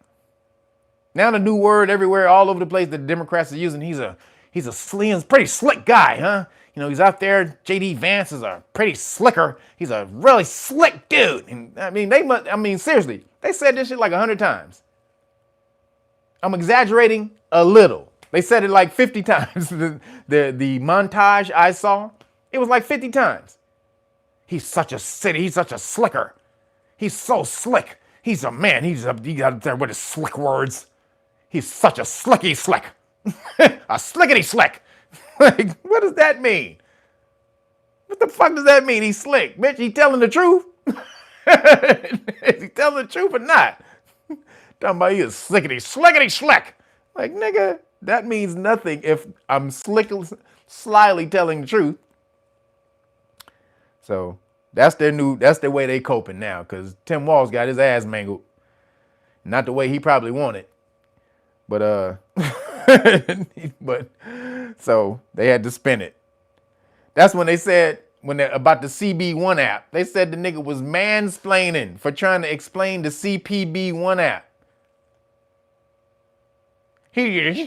And for me, and this is the lady on MSNBC, and for me as a woman, I just found it very hard, and I think women are going to find it very hard when he sat up there and he tried to mansplain when they were asking him about the Haitians in Ohio.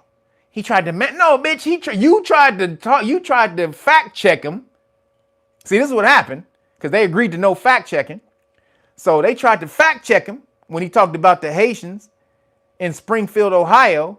And then they said, well, actually, the Haitian migrants, they're not illegal immigrants. They actually have, asylum status.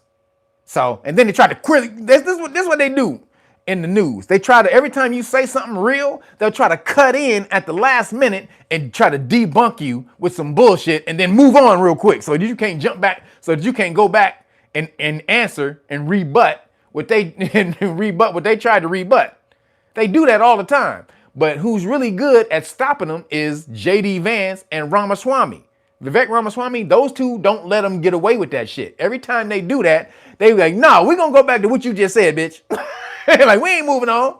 So he did that in the debate. He was like, nah. He said, we agreed to no fact checking, but since you want to fact check me, then we're going to really talk about it. So the way they're getting legal status is this app called the CPB1 app. And boom, then they say, excuse me, excuse me, Senator, we have to move on. We have a lot to get to. We have so much to get to. There was a montage of that too.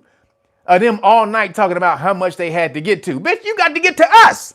What the fuck are you talking about? People are not here to hear what you talking about, what you wanted to ask us. They're here to hear what we got to say. So if we're having a discussion and we're talking back and forth, especially if we're going back and forth between each other, you shut the hell up and let us talk. But no.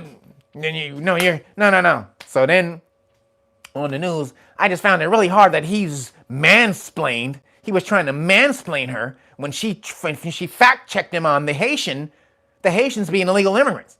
No, bitch, he was fact checking her fact check.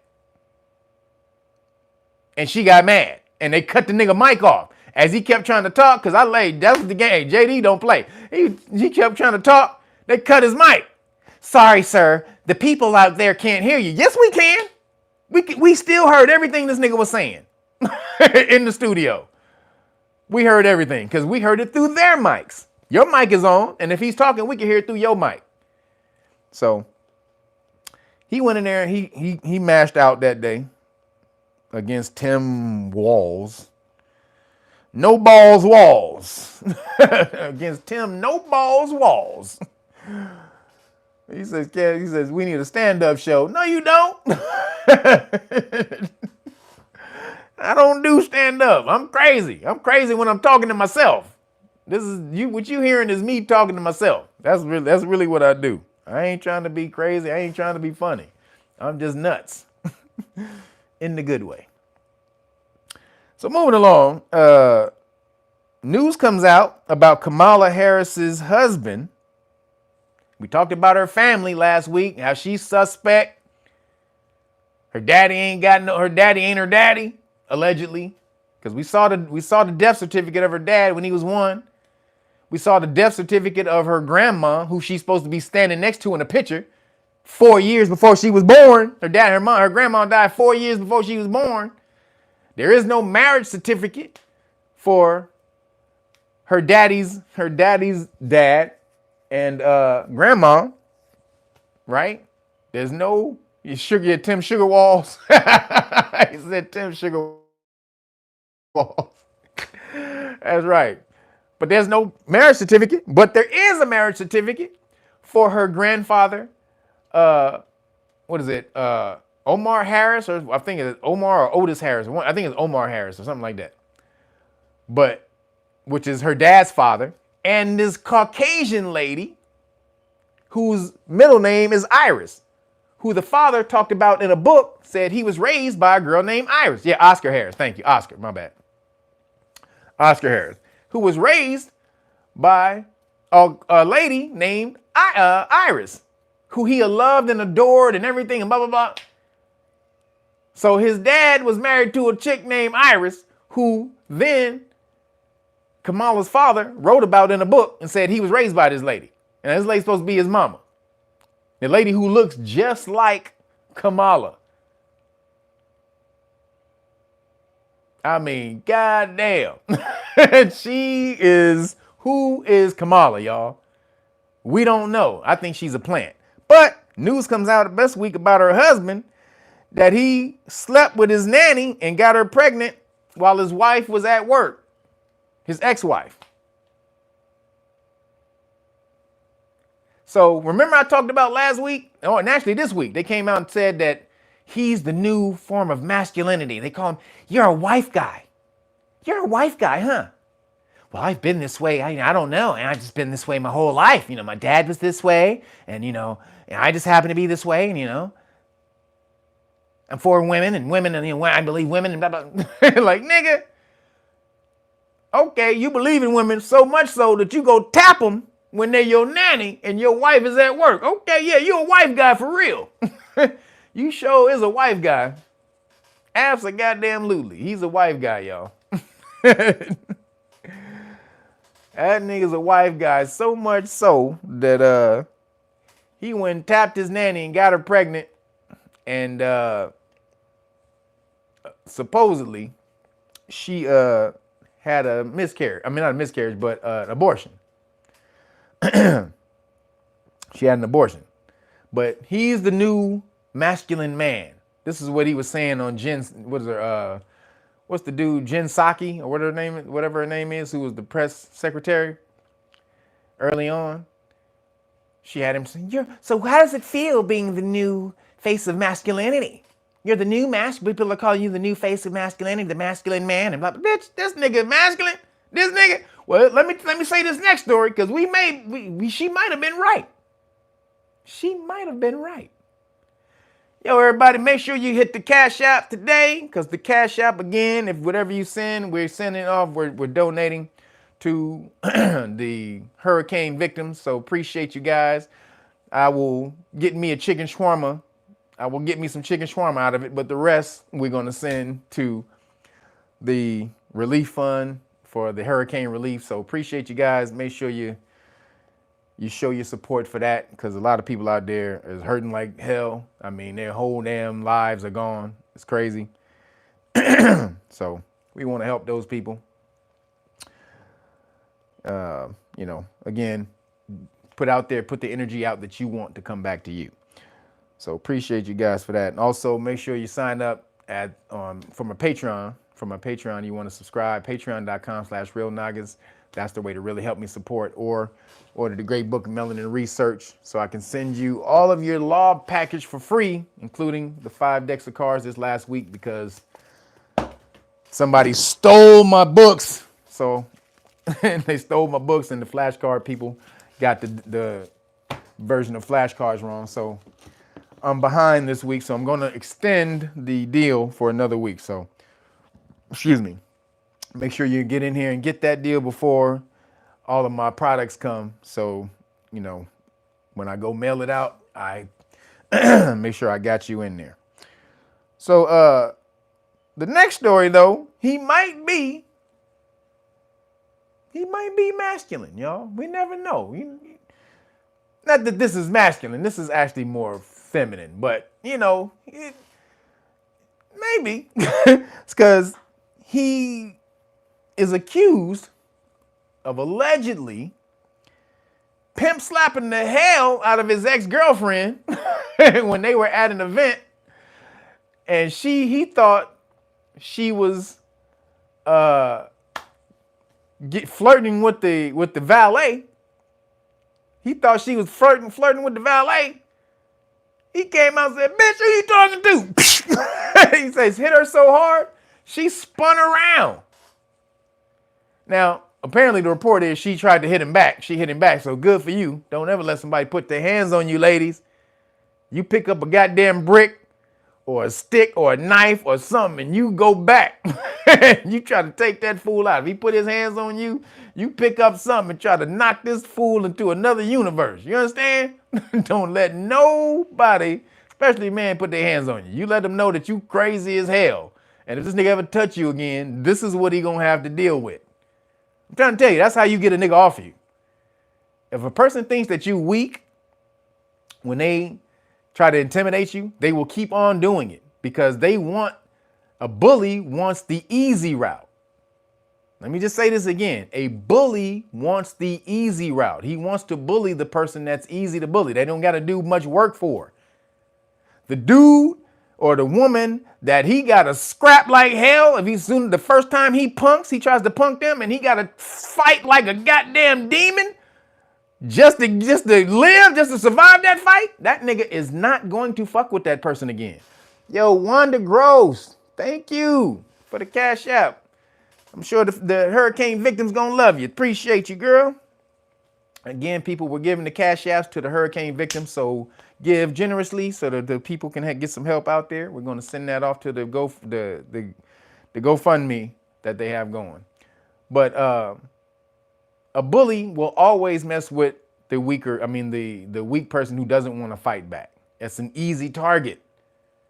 There's a movie called Ender's Game. I don't know if you ever seen it. It was a book, but then it came out as a movie called Ender's Game with Harrison Ford and Viola Davis. Not Harris, Viola Davis. So they're about this in the future. The humans, sorry, y'all, here's some spoilers, but in the future, the humans had a fight with some aliens, and they barely survived the war. And so now they have this military set up where kids go in. They train kids to fight these aliens from early on.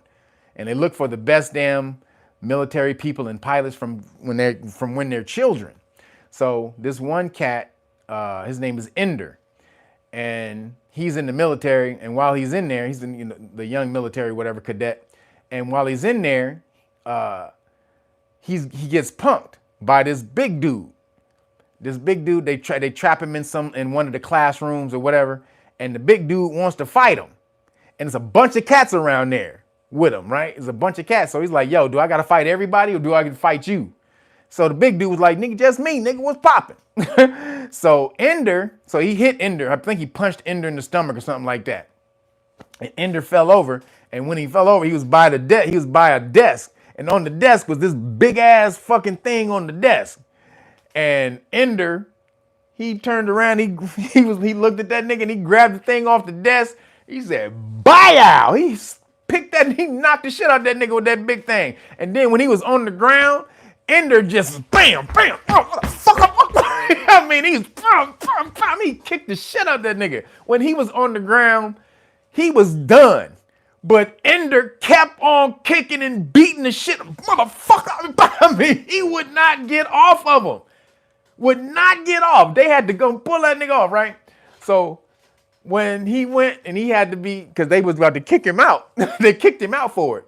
But then when they finally went back to ask him, hey, why did you keep beating his ass? Basically, they said, why did you keep whooping his ass? He said, because I didn't want to ever have to do that again. He said, I didn't want to ever have to do it again. So if I beat the shit out of him now, he knows that's what he gonna have to deal with every time he tries to mess with me. Great damn strategy, you understand me? when somebody mess with you, you beat the living snot out of them the first time. Because they know after that, if I fuck with that nigga again, that's what I'm gonna have to deal with. I'm good. So, ladies, don't ever let a man touch you without you damn near taking this nigga face off. You understand? That's what I teach.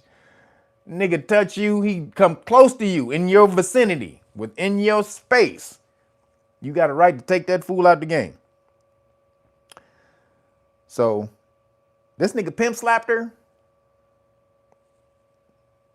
Kamala Harris's husband. How many people think he doing that to Kamala? Does anybody think he might be pimp slapping Kamala up in there? I think, look, man. I think Kamala hates to be in that marriage. She's in a marriage that she hates to be in right now. That's why she's an alcoholic, or alleged alcoholic. Why she's in a career she don't want to be in. I don't think she wants to be vice president.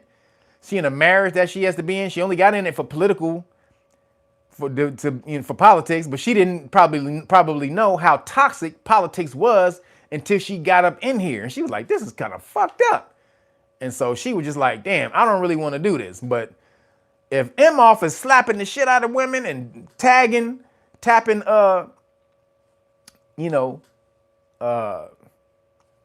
his nanny, he's tapping nannies and slapping chicks, I think he might have smacked Kamala a couple times. I'm just saying. And Kamala don't want to be in that marriage. I mean, think about it. Think about it. She is, right now, think about where the place she's in. Right now, she has to gargle gefilte fish matzo balls.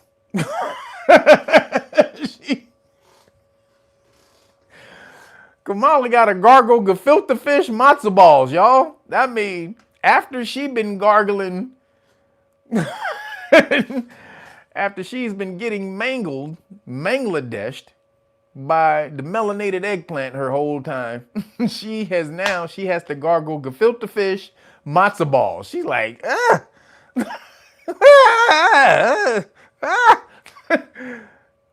she's been getting mangladeshed, y'all. Capillated and mangladeshed by the melanated eggplant her whole life, pretty much.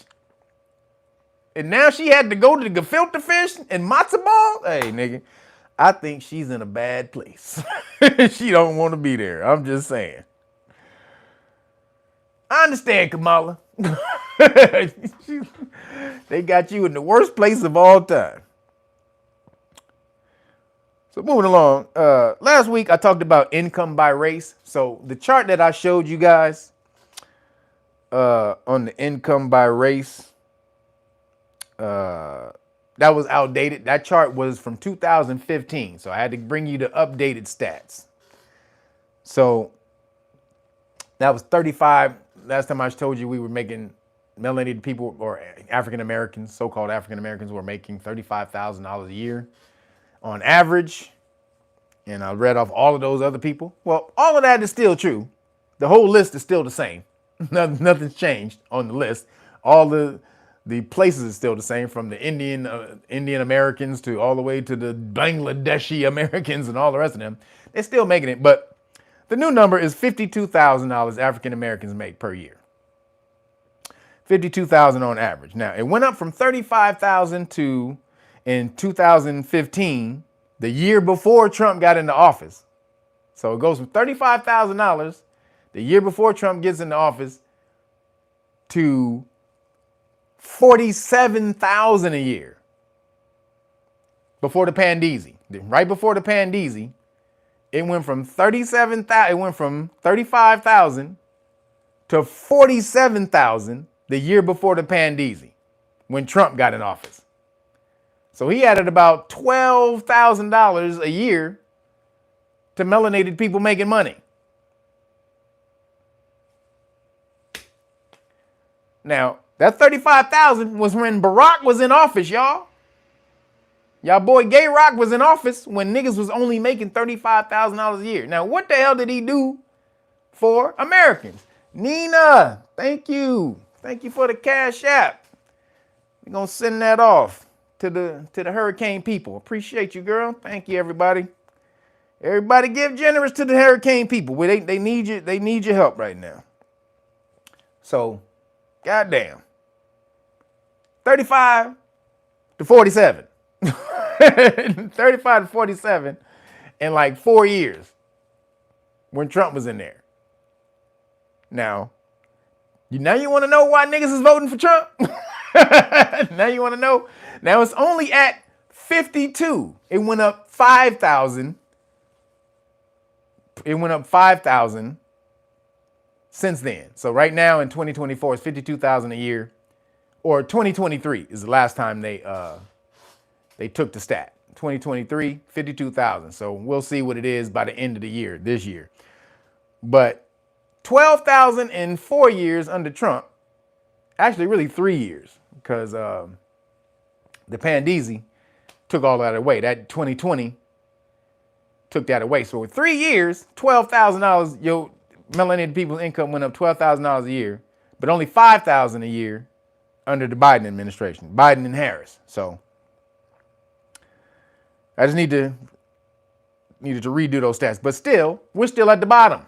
With $52,000 a year, that's still at the bottom of the totem pole after all of those Americans. Mexican Americans are still above niggas, like 54,000 a year, and so on and so on. Keep on moving. So we still need to get out of this place.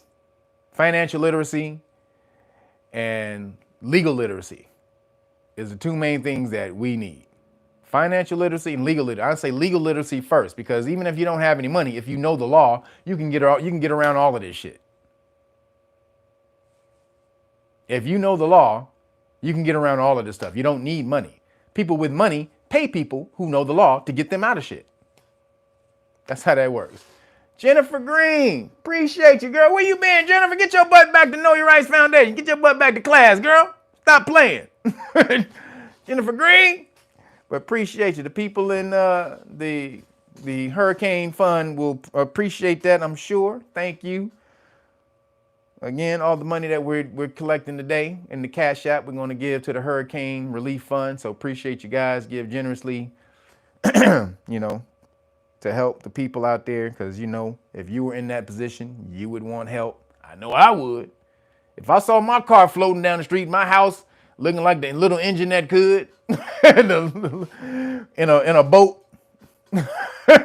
like the little boat engine that could, I knew if my house was looking like that, goddamn, I want some help. So appreciate everybody for supporting. So yes, stock options, learn stocks. That's a quick way to get into money. You can learn stocks pretty quickly. Now it's gambling, but for those people who don't really know, for people who study the stock market and do it as a job, they win 70% of the time.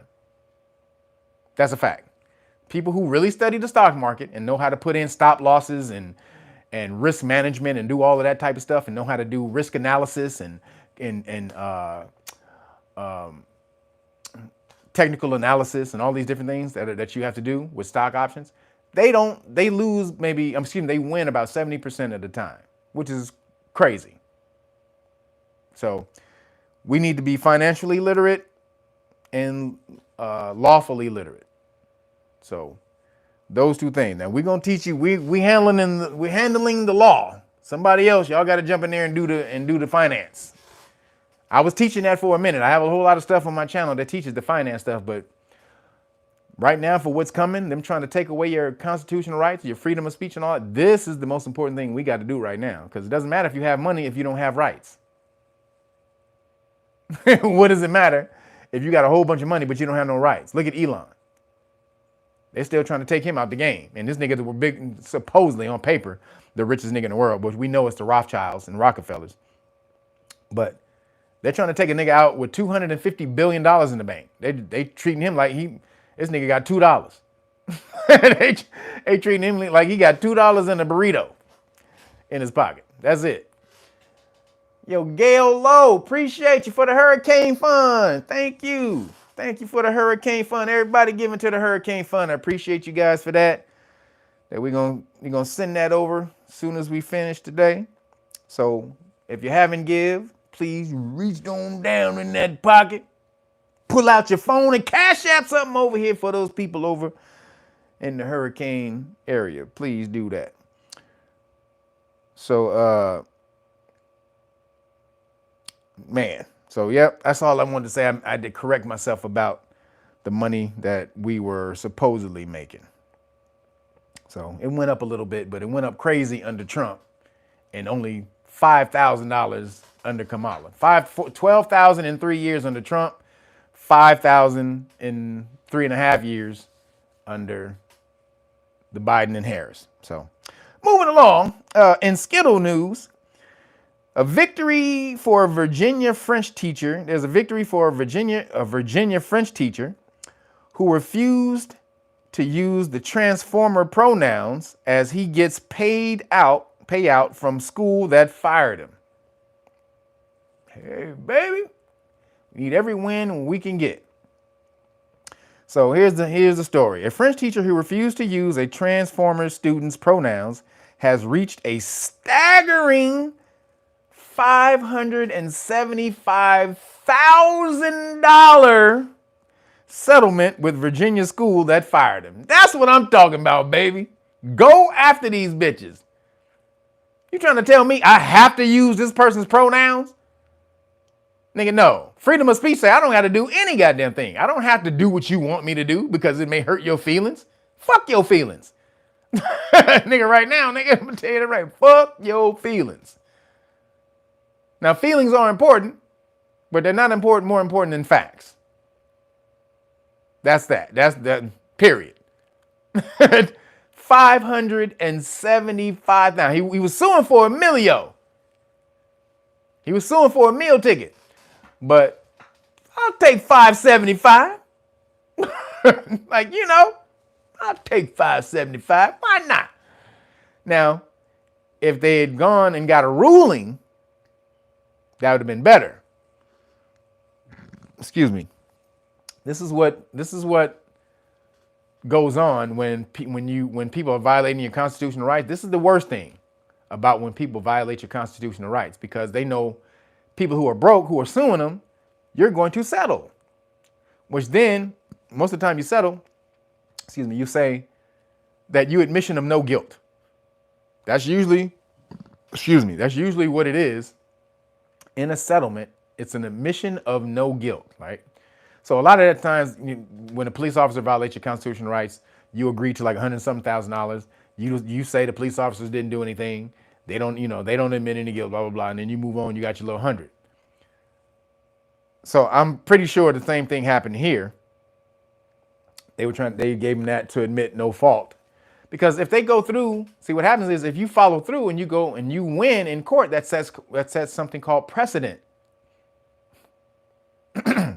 Precedent. So that's when somebody else can come behind you and use your ruling to win. Once that's established, then everyone else can come behind you and use the same ruling. But if you settle out of court, then there's no ruling for anyone else to you win, but no one else gets to win behind you. And they know that. That's why they're always offering settlements, because they don't want to establish precedents in law that will then disrupt, the system. So, yeah, it becomes case law. That's right. Who was that? Mach 9? Yep. It becomes case law. So you have set a precedent, meaning now you have set a standard for everyone else to come behind you and use. So Peter Vlaming, I hope it ain't flaming, but Peter Vlaming, who taught at West Point High School for around 7 years, was fired in 2019 after he declined to use he/him pronouns for a pupil who had transitioned. Instead, Vlaming insisted on using the student's preferred name. So he didn't even use other pronouns. He just used the student's name, which prompted school leaders to order him to stop avoiding the pronouns. Wait a minute, nigga. If that's his name, why can't I just use the motherfucking name? Why do I have to use pronouns? It's such bullshit. So when Vlaming refused to budge, he was dismissed. The ousted French teacher proceeded to file a $1 million blockbuster lawsuit against West Point School Board and then settled for $575. Good job, baby. But no, we needed that precedent set, but good job for you. Good job for you, but we don't get a precedent set. But it's okay, because this is a win, letting them know that we don't have to accept your agenda bullshit. I don't have to call you whatever the hell you want me to call you. Yo, Carol Williams, thank you for the CashApp for the hurricane relief. Appreciate you. Thank everybody for sending hurricane relief. Thank you guys. Again, put the energy out into the universe that you want back. All right? Now, you should do it because the people need it, but we need to help the people. Robin Morgan, thank you for the relief fund. Appreciate you again. So treat people as you want to be treated. That's the model, but you should treat people the right way because it's what's needed. It's because it's what you should do, right? So again, if you were out there like that, you want somebody to help you. So we do the same thing.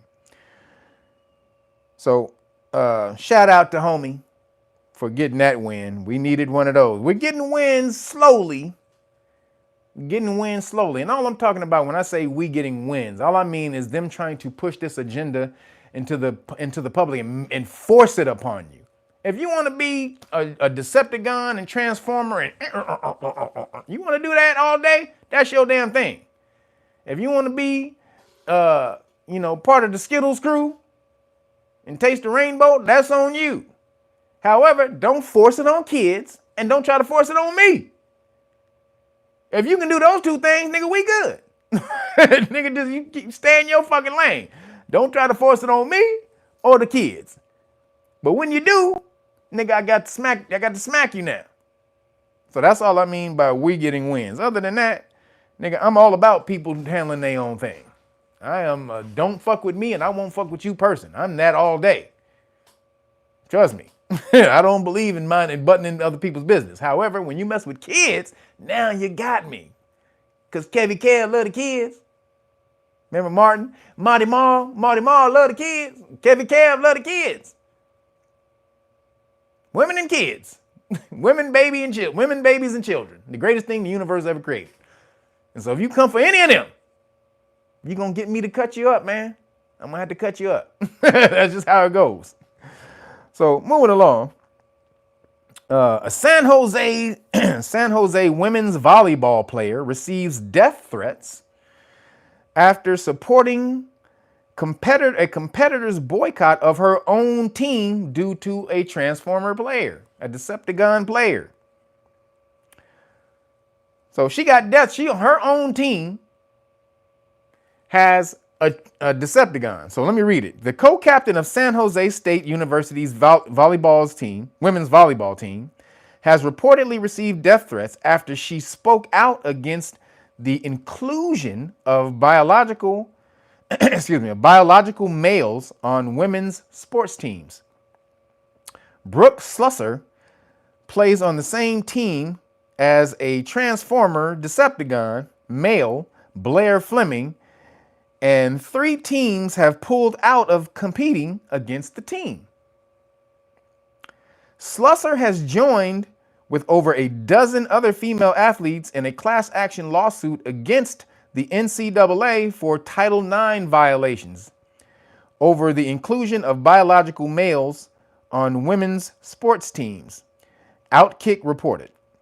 The lawsuit was originally filed in March with athletes such as former University of Kentucky swimmer Riley Gaines, Olympian Rika Gyorgy,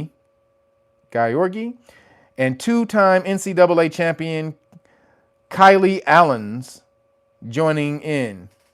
So her own team, Loretta Ingram, thank you for the relief fund, the Hurricane Relief Fund donation. Appreciate everybody doing that. I really do. It is the scenes from what's happened over there is crazy. So if you guys can chip in and we can send that out to those people to help them, even a little bit, I'm sure every little bit helps.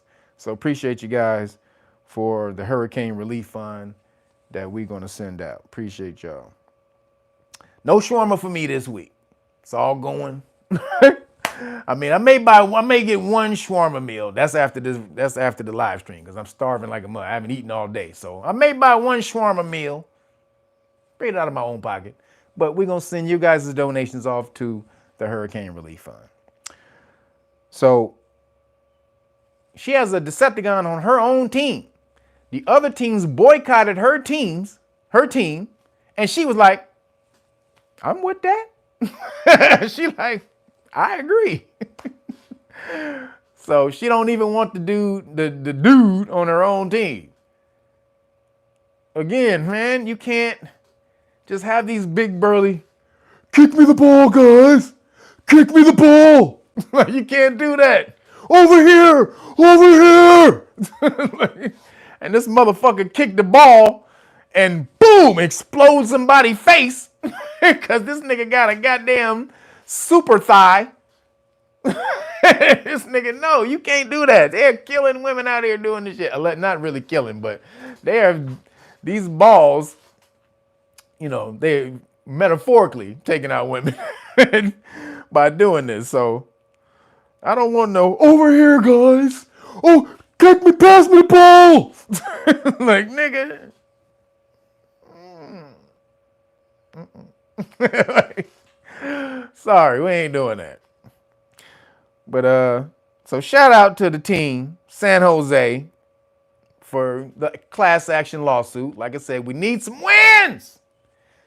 We got one. We got a few of them. Actually, this is going to be another win. So I appreciate that, the ladies out there handling your business, because you ladies are going to have to be the one to speak up. No matter if dudes speak up, ladies have to speak up. That's the long and short of it. Dudes can speak up all damn day, but it's affecting you. We're not having our spaces taken over by women who want to be dudes. Sorry, that's not happening. Even the boxers who try to jump in there, get their asses, and they grow beards and all that shit. Be looking like they got muscles and tattoos. And as soon as they step in the ring with a real dude, pow!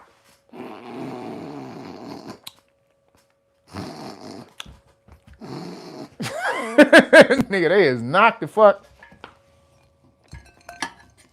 Sorry. I always keep kicking this damn thing. Can y'all see the light going?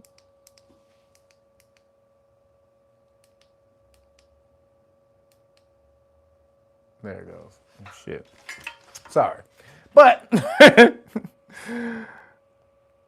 you see what I'm talking about. These niggas be knocked the fuck out. So shout out to them. Appreciate that. So moving along, the Supreme Court they got a couple of moves. Supreme Court new season starts on Monday. He says, my ribs hurt. From me, I ain't did nothing. WD, I ain't did nothing. Goddamn, man, don't be putting that on me, man. But Supreme Court season, yo, what's that? Marva Ali Kabir, appreciate you for the relief fund. Thank you for the donation for the relief fund. Appreciate you. I'm gonna thank you on their behalf when we send that over to them. Appreciate you. So the Supreme Court season starts on Monday. I didn't know they had a season. It's like motherfucker, what is it, football?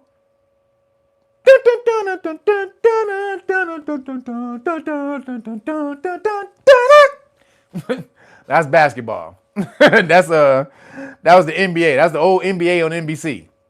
But what's the damn? I forgot. I ain't watched basketball. I ain't watched football so long. I forgot the Monday Night Football theme. I used to have it on my phone. I forgot the goddamn Monday night theme. God damn it. But the Supreme Court has a season apparently, and they start on Monday, and they hear a couple of important things as far as the Transformers. So they're about to hear a case from Tennessee, where Tennessee is blocking gender affirming care to minors in schools, right? So, or just in the state, period. Excuse me. So an appeals court upheld their ruling.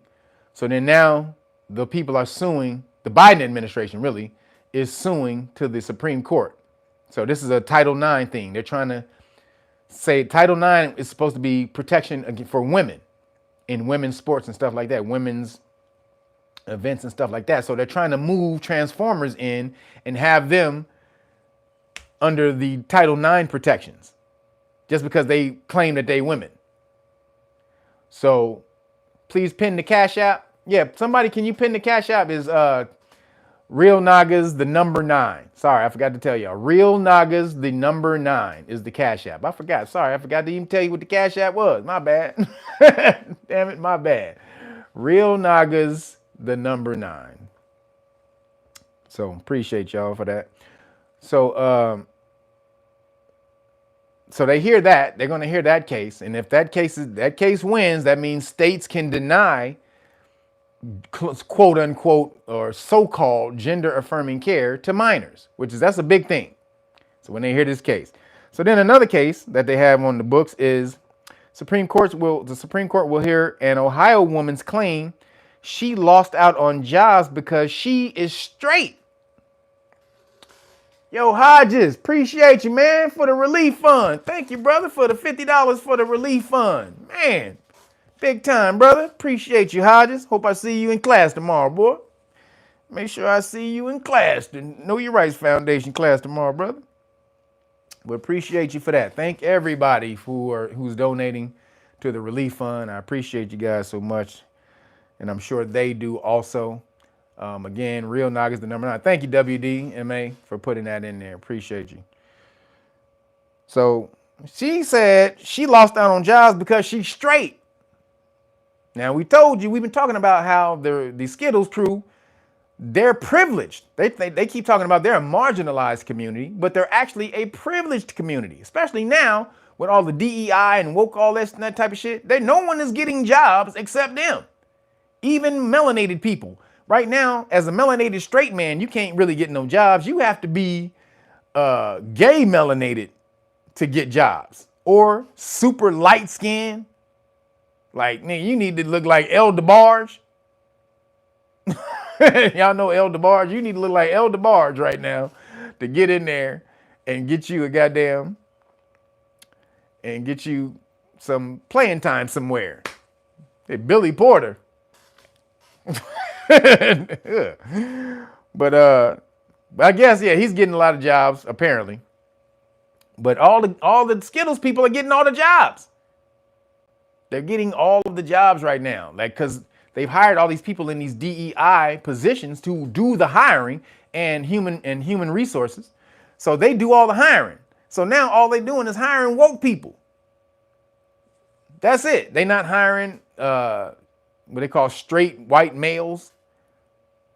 And no matter how much you feel about them, them niggas is being discriminated against right now. But if you care, if you don't care, who cares? No, I'm just kidding. I'm just kidding. But come on, Caucasian men. Y'all niggas y'all done had this motherfucker, y'all had this thing rigged the whole time. Now, all of a sudden, when y'all sit to the back, now y'all got some damn problems? Come on. Whoa, T. Rainey. Thank you for the 200 for the relief fund. Man, appreciate you. Thank you. Way to step up for the relief people, for the hurricane people. That's what I'm talking about. God damn it, man. My real Nagas people stepping up to help out, man. God damn it, don't make me be emotional up in here. God damn it. God damn it. No, I'm serious. I appreciate that for sure. And so do the people, man. Thank you for that. Absolutely. Charlie Smith, appreciate you on the hurricane. Man, thank everybody for dropping the hurricane donations right now. Appreciate you all for that. Thank you. They are going to love it. They're going to appreciate you for it too. So, Caucasian people being discriminated against, but I don't know if you should really care about that because they done had the whole game rigged for the longest goddamn time. Every damn movie, every TV show that you saw had one Asian or one black person, so-called black person, and all the rest of the cast was Caucasian. You had one Hispanic person over here. Yo, Nicola Hurst, thank you for the Cash App for the relief fund. $50, thank you. $50 donation, appreciate you. Appreciate everybody stepping up for this, man. Seriously. I looked at those videos and those pictures are all, man, it is. All I can think about is if my car was floating down the street. That's all I can pick. That's all I can think about. If my car was floating down the street, nigga, I'm coming to somebody, help!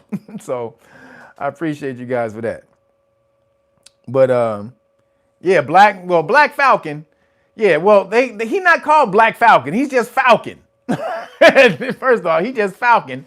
They trying to make him Black Falcon, but or Captain America. But he should be Falcon. I don't really want him to be, because he's better as Falcon to me than Captain America. He didn't need to be Captain America. They came in, I think, yo, Robin, thank you for the $20 Cash App for the relief fund. Patricia Graves, Rutledge, thank you for the Cash App for the relief fund. Appreciate you. Everybody doing this. Appreciate you guys.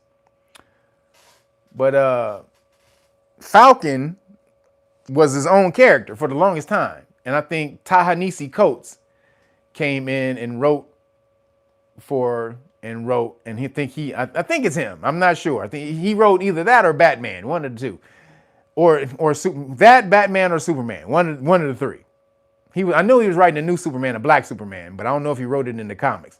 But Ta-Nehisi Coates, I think, came in and he made Superman black. Captain America black or whatever. And this is what they went with. But Falcon, not Black Falcon, he's just Falcon.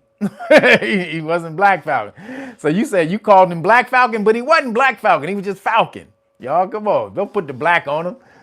Yo, Trinika Coleman, thank you for the Cash App, $20 Cash App for the relief fund. Thank you. I appreciate all of you for doing this. So, but he's a better Falcon than I think. But he's dope as hell with the Captain America shield and the wings. That nigga's dope as hell. He's dope.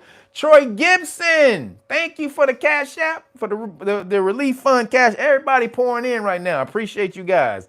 We're going to be able to do a giant donation to them. I appreciate this so much. So now back to the story. So this woman is suing because she's straight. Now, like I said, straight people have been discriminated against, especially Caucasian men and black and melanated men. There are no straight melanated men or Caucasian men in movies or anything right now. You can find some Asians, though. You can find the Asians and some Hispanics. But melanated men right now, straight melanated men, they too masculine. See, this is the problem with melanated men, straight melanated men. They too masculine. Like, we just masculine. We just got too much testosterone, and that's a fact. Like, they've done testosterone by race. Melanated men have more testosterone by far than any other race. Sorry. Not sorry, but that's just how it is. Melanated men have more testosterone than any other race. That's a fact. You can go look it up. So to have us, even though they want to be woke, they don't want to push masculinity.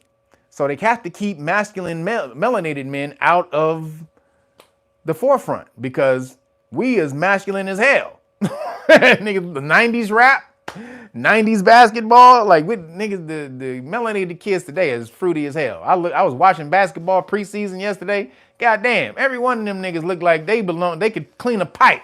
You can just fold them up and pipe clean somebody. They are so damn skinny and bony and feminine and frail looking. Like, goddamn, there's no way you could have played in the NBA in the 90s with that little scrawny ass body. Sean Kemp would have dunked all on you and your whole family, nigga. Anybody know who Sean Kemp, Rain Man was? Sean Kemp was a full goddamn man when he was 17. That nigga was a full grown man. So, just saying, man, these cats today, melanated men are too masculine looking and we can't be in the forefront. So this lady, I'm trying to tell y'all the story, but I keep veering off. Sorry, y'all. But so this lady, let me get back to the story. So this lady,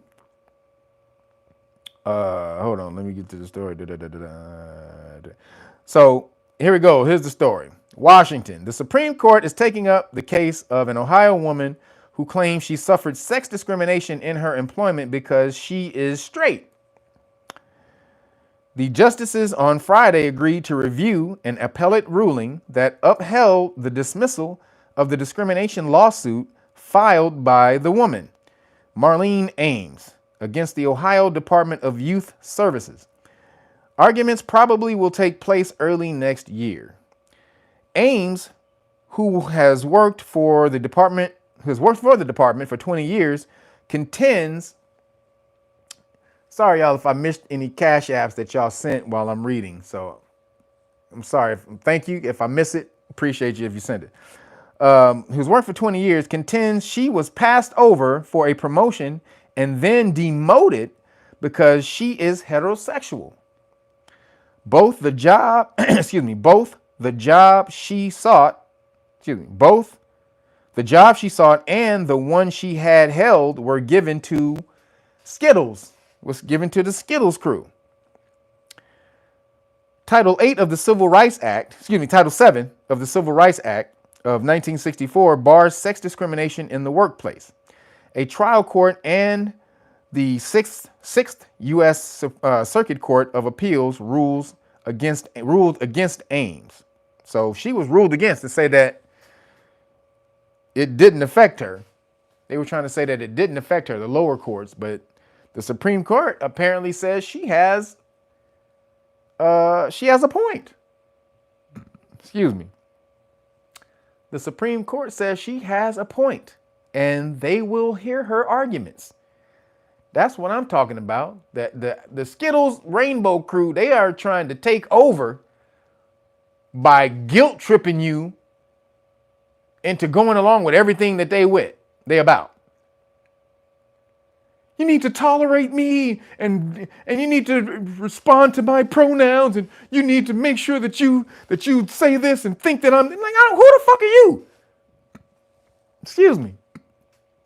To think that you're supposed to occupy my every goddamn thought. I'm supposed to be thinking about nothing but how to appease and please you in life. I don't give a shit about your name or your pronouns. And I don't care if you care about my name or my pronoun. I don't care. You can call me whatever the fuck you want. I don't care. You know why? Because I know who I am. You calling me something different is not going to take away from me knowing who the hell I am. See, that's the problem. They're struggling with the identity and they need you to validate it. That's the problem.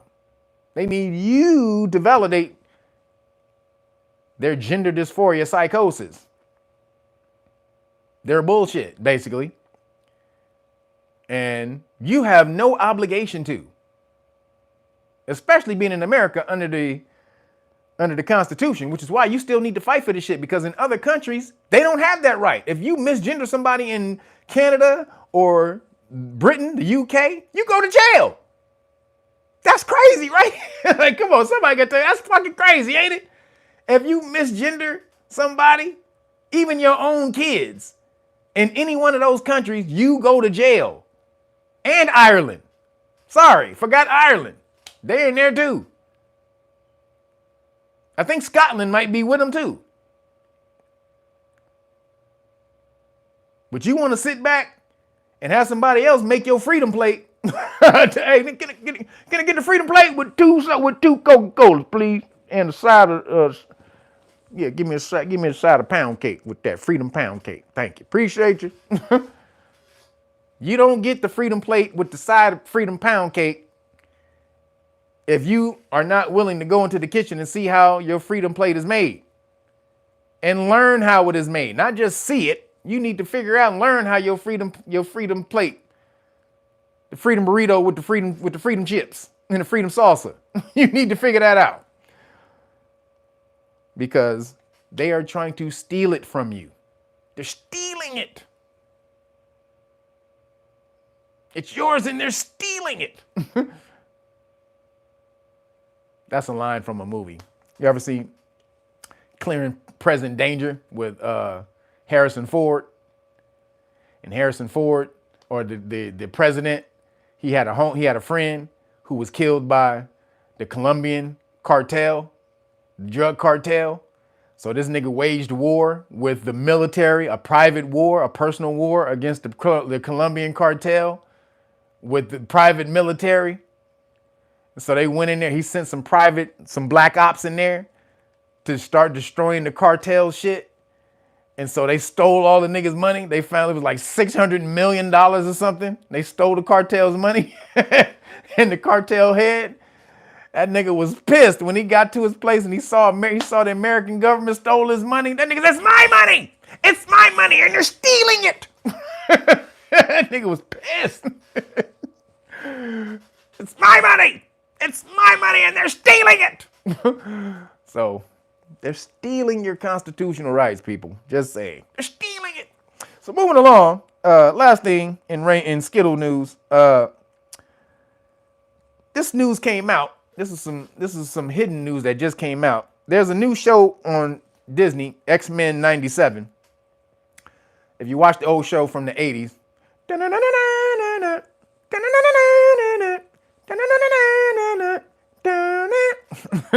that's the X-Men from the 90s. One of the greatest goddamn cartoons ever made.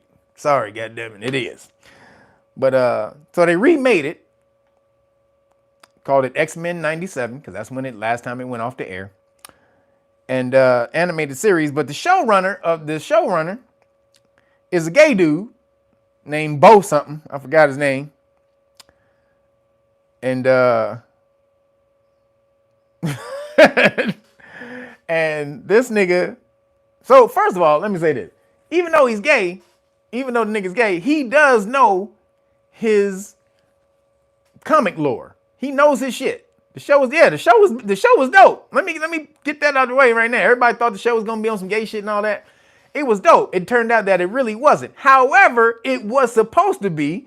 He got checked. It just came out that he wanted to make Magneto and Professor Xavier gay. He wanted to make them in a relationship. And then Marvel came in and said, "Nigga, are you crazy? You lost your crack ass mind, nigga? Do you know how much money we gonna lose if you make Professor Xavier and Magneto gay, nigga? Wanting to tap each other, nigga? Hell no. Hell no." They said, hell no. So shout out to Marvel for that one. Thank God. Marvel said no to that. But his name is Bo, and he got fired right after that because this nigga has an OnlyFans page, a gay OnlyFans page that he called BonelyFans. This nigga got the fucking gay ass OnlyFans page that he called BonelyFans, and that shit was about to come out before the show was released. So they fired that nigga before the show came out.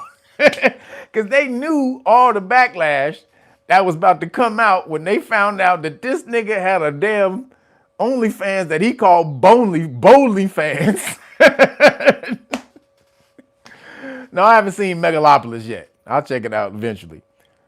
So they fired that nigga. They like, nigga, you is way too toxic. You is like, we can't hold on to you right now, nigga. You got to go. But the fact that they trying to push this stuff and make, because everybody, if you don't know, Professor Xavier and Magneto cartoon characters are supposed to be Martin Luther King and Malcolm X. It's supposed to be Martin Luther King and Malcolm X. So in essence, you would basically have Martin Luther King and Malcolm X trying to tap each other. Nigga, boy, if he did that shit, motherfuckers would have hunted his ass down and buried his ass. Nigga, no. That's a hell no. And Caucasian people want to act like those characters are not modeled off of Malcolm X and Martin Luther King because Stan Lee came out later on in life and was like, no, I was just thinking up one day and I needed to think about some extra powers, which is why I named them X-Men. And I just I was lazy and didn't want to come up with their powers. So I just said their powers were mutant powers and they had an X gene and blah, blah. Nigga, stop it. When he was making those cartoons, when he first came up with X-Men, on TV every day was Martin Luther King and Malcolm X fighting back against the establishment. One fighting to work with work with people non-violently, like Professor Xavier, and the other one fighting against the system. Like, nigga, if you smack me, I'm gonna smack you back, and we better than you. Like Malcolm X. They both were on TV spouting their ideals, those same exact ideals that Professor Xavier and Magneto have in the cartoon. Professor Xavier wants to work with humans to build, to have a cohesive life with humans and mutants. And Magneto is like, fuck these niggas, cuz. Fuck humans, bitch. I'll smack shit out of you, nigga. I'm better than you, nigga. Why the fuck do I need to link up with you, nigga? That's Magneto. Fuck you, nigga. In so many words, that's Magneto. And that was Malcolm X. He was like, bitch, y'all better get out of here, nigga. When the lady asked him in the movie, what can white people do to further their cause? Did you see that shit? He said, nothing. Nigga said, bitch, get your ass out of my way. So, not that he should have said that, but now I don't know if that was true, but that's how Malcolm X thought. He wasn't with Caucasian people helping him. But they were trying to make them gay. And this is how they're trying to turn the whole world fruitopian. They trying to make the whole world crack open a bottle of Fruitopia. If y'all remember that drink. I ain't with the Fruitopia. I never liked that drink either. It was high fructose corn syrup and it was sugary, full of corn. See, it was super sweet. See? Goddamn drink was super goddamn sweet, just like the Fruitopia. That's how that shit was. Says Magneto was right. Yep, he was right.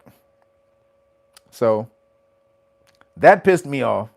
But they're cleaning out all the woke people out of Marvel, so that's a good thing.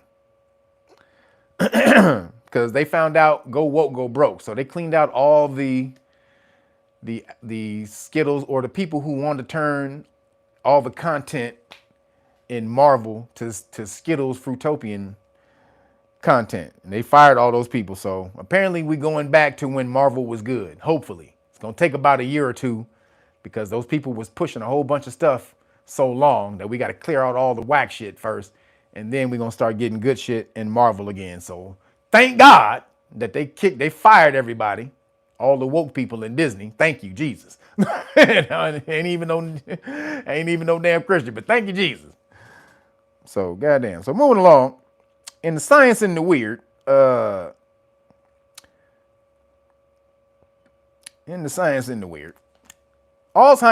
there's an Alzheimer's crisis. I told you last week, picking your nose.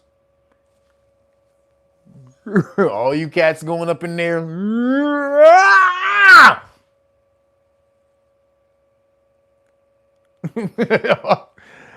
So many of y'all laughed at that shit last week that I know most of y'all or half of you in here had to at least do that or you done it once.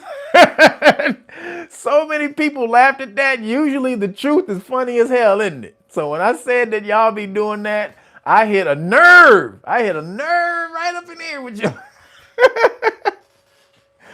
Ariel said I couldn't stop laughing. Oh, cause y'all know, goddammit, y'all know y'all be looking around and shit like. So that was last week. Alzheimer's is caused by picking your nose. This week, there's a crisis of Alzheimer's that may be fueled by the common plastic entering your brain. Early findings suggest. So microplastics, y'all. New research has found alarmingly high levels of microplastics in the human brain that could potentially be linked to the global rise in Alzheimer's disease. The study, led by researchers from the University of New Mexico, has been published and preprint online, which means it has yet to be reviewed by other scientists. But the findings are already causing alarm because the highest concentrations of microplastics were found in 12 brain samples taken from people that died with dementia, including Alzheimer's disease, suggesting there might be a link. Holy shit. Y'all, all this plastic shit we got, you can't get away from it. It is so hard to get away from this plastic shit, man. It's everywhere. You can only minimize it. Drink from stuff like this. Drink your water from stuff like this. Get a water distiller. You can get a water distiller so that you don't have to buy distilled water. Bottled water, or buy bottled water like the Voss bottled water that's in glass. Or there's another one that comes in an aluminum can. Which one is that, y'all? Excuse me.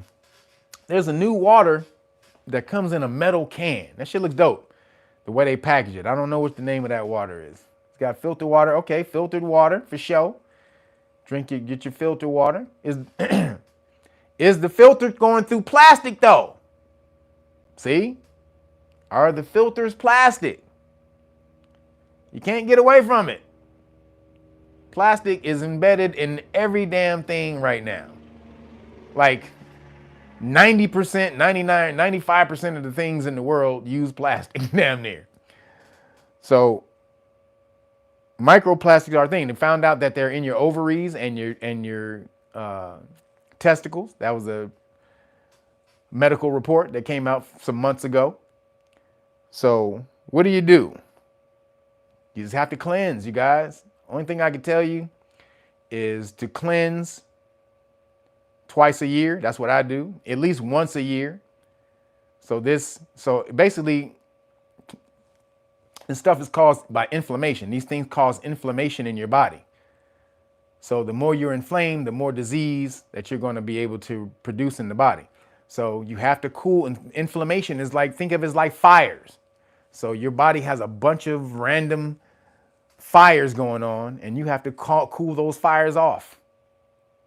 And so if you just keep the fire going throughout the year, when you don't cleanse your body, you don't lay off all the shit that causes the fire, you like throwing gasoline or kerosene on the fire.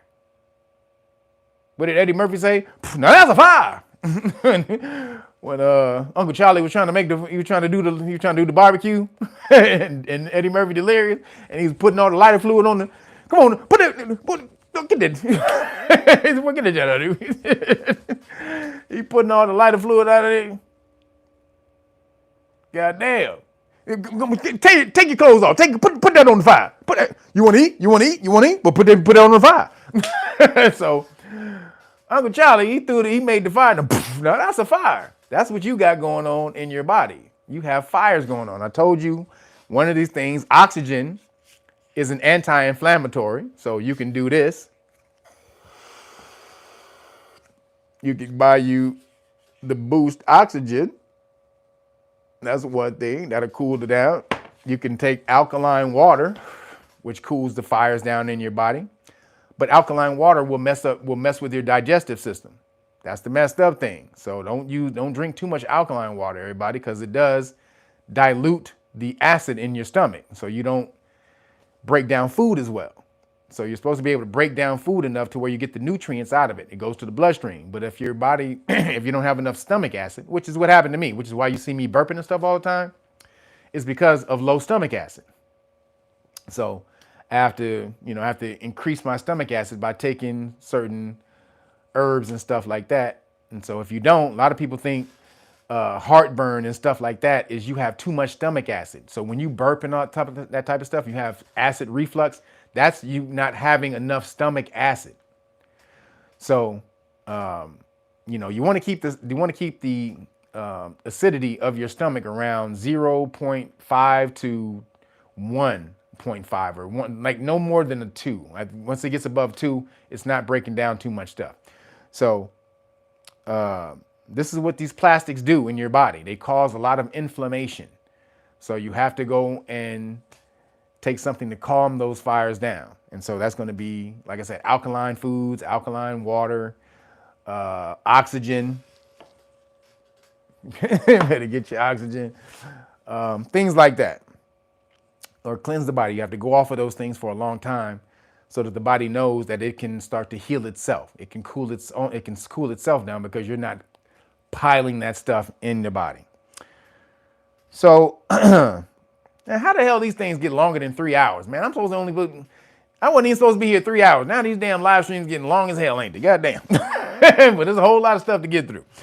So then California is suing DuPont for false information about recycling plastics. See, plastics, the truth is coming out about plastics. So if you try to recycle plastic right now, the truth just came out that most plastics are not recyclable.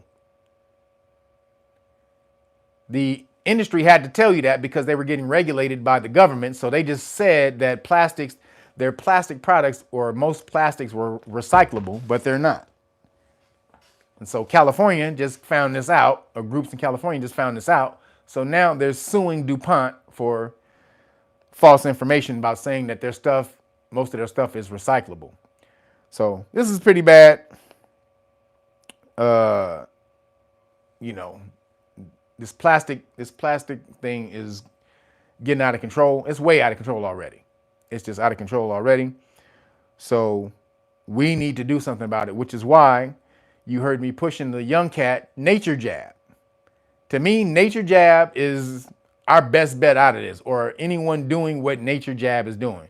Nature jab is his channel. So if you want to know who that is, that's his YouTube channel, that's his Instagram channel, and his TikTok. It's Nature Jab.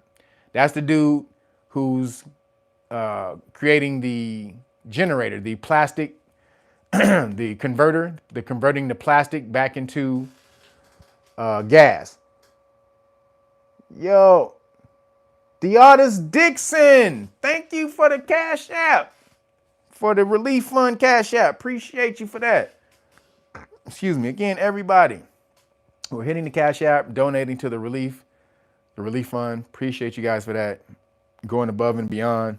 This is what we need to do, though. Again, we need to start getting back to some civility where we all help each other, man. We got so much separation and divide going on right now. It's like, goddamn, can we get back to just helping each other at some point? Without you this and you that and you this and you that and you this, blah, blah, blah. I'm like, God damn, man. At the end of the day, we're all human, but we're gods in human form. Let me say that. We're not human, but we're gods in human form, which makes us all connected. We all come from the same energy. So in order to lift yourself up, you're going to have to help uplift your fellow people. your fellow gods. So please get on board and do that and donate to the relief fund. Appreciate you guys for that. So also Nature Jab, we need to get behind that guy because he's going to bring us out of this, turning plastic back to gas, but it's clean gas. So when you burn it after he converts it back to the gas, it does something to it to where now it's clean. There's not no emissions in the air when you burn it. It's crazy. So this is where we need to be going. We need to be putting our energy into people like that, especially that he's a young brother, little young 20-year-old cat doing it out there for sure. Love that. That he's the little young genius that came up with this when he was 17. Just got a $100,000 donation from Serena Williams' husband. Sure, Serena sprinkled a little change on there too. Here you go, little Nick.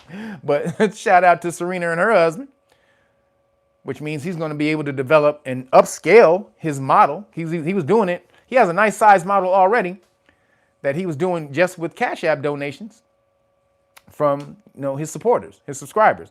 So he's about to be able to get that into mass production, a giant, or at least produce a giant scale model, which is going to be awesome if he's able to do that. Because then you can now reproduce. When he does that, you can reproduce it. So shout out to him for sure.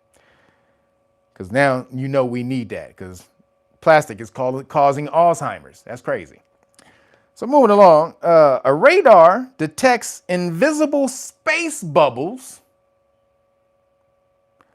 Invisible space bubbles over the pyramids of Gaza with power to impact satellites.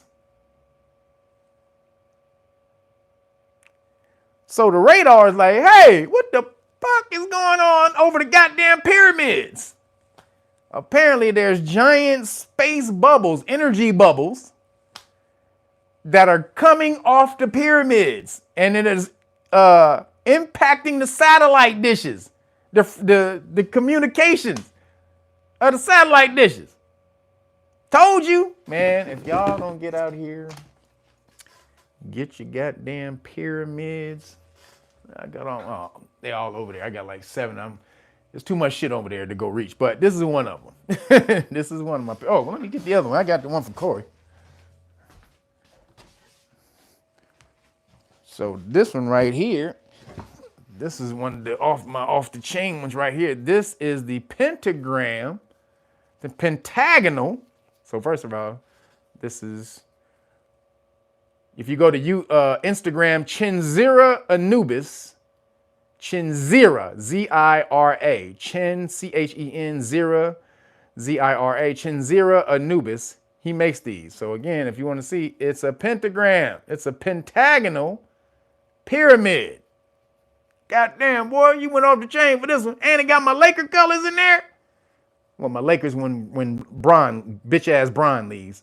But this is before Bron Laker colors and after Bron Laker colors. Right here. So the pyramids, they disrupt frequencies. They're also electromagnetic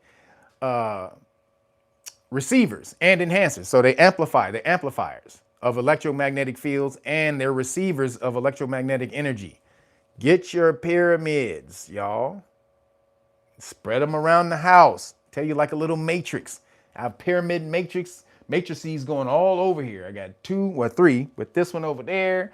I got 1, 2, then 3, 4, 5, 6, 7, 8, 9. Shit. I think I got like 10 pyramids in here, y'all. Set them up like a little grid. So whenever they're putting out whatever frequency, 5 nickel G or 6G or whatever the hell they putting out, my pyramids is boom. Now you just saw, I just showed you that the Giza pyramids have bubbles that are impacting the satellites. It said these bubbles could spell trouble. A high-tech radar has detected invisible space bubbles over the Great Pyramids of Giza, providing clues to scientists who hope to prevent future satellite interruptions by this mysterious phenomenon. You ain't gonna stop it. The very structure of a pyramid creates the energy. You got 3 and crystals. Yep, I got crystals over here too. I got all kinds of shit up in here. Yeah, I got my obelisk crystals right there. Got all kinds. Boy, this whole place is goddamn. What is it? Faraday cage. My whole house is a damn Faraday cage. But this mysterious phenomenon. It's not mysterious. Pyramids have power. Pyramid is the most powerful structure in the physical realm.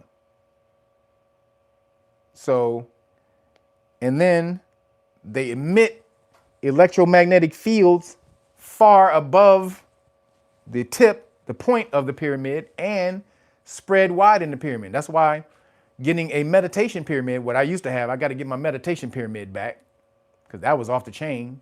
My 6-foot meditation pyramid that you can just lay in or sit in and meditate. Oh man, that got to get my thing back. Damn it, I lost my pyramid, but that was off the chain. Now I got to get it back. So I advise all of you to try to get that and see what they're like, but just spread them around your crib. So this was really interesting to me that they're admitting. I knew that they had to know already, but they're finally admitting I have a shungite. Yep, I got a shungite one right there next to my light, my desk lamp. Yep, shungite is used to purify water and block fields and block electromagnetic fields. So it says researchers in China published their findings last month after observing the mysterious floating structures with a breadth as far as 9,500 kilometers. They said the bubbles were as wide as 9,500 kilometers. What is 9,500 kilometers in yards, everybody? Does anybody know? 9,500 kilometers in yards. God damn. 9,500 kilometers in miles. Shit. Holy shit. That's like almost 6,000 miles. This is the article, y'all. I didn't misread it. Let me read it again. Researchers in China published their findings last month after observing the mysterious floating structures with a breadth, meaning it's breadth, B-R-E-A-D-T-H. That's the word, breadth, not breath as you breathe, but a D in front of the TH, as far as 9,500 kilometers. Now, apparently, according to Siri, that's 6,000 miles. Holy shit. Yes, that's the word. Yes, that's the word. Yeah, so it's width or range. It means width or range. That's 6,000 miles, y'all. The pyramids of Giza puts out a field over the goddamn pyramids that extends 6,000 miles. Holy shit. Now do y'all see how powerful pyramids are? That's crazy. Goddamn. Well, I better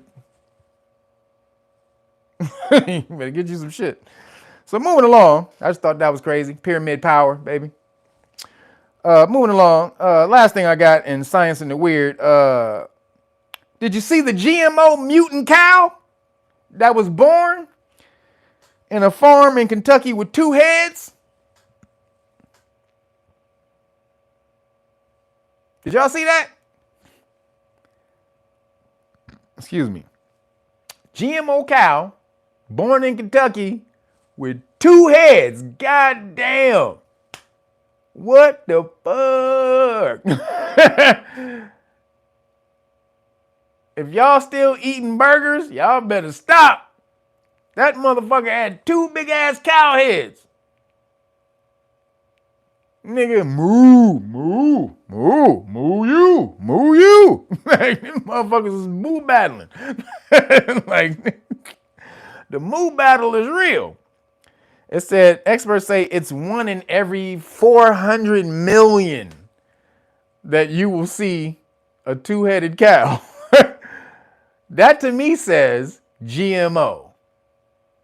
That's what that says to me.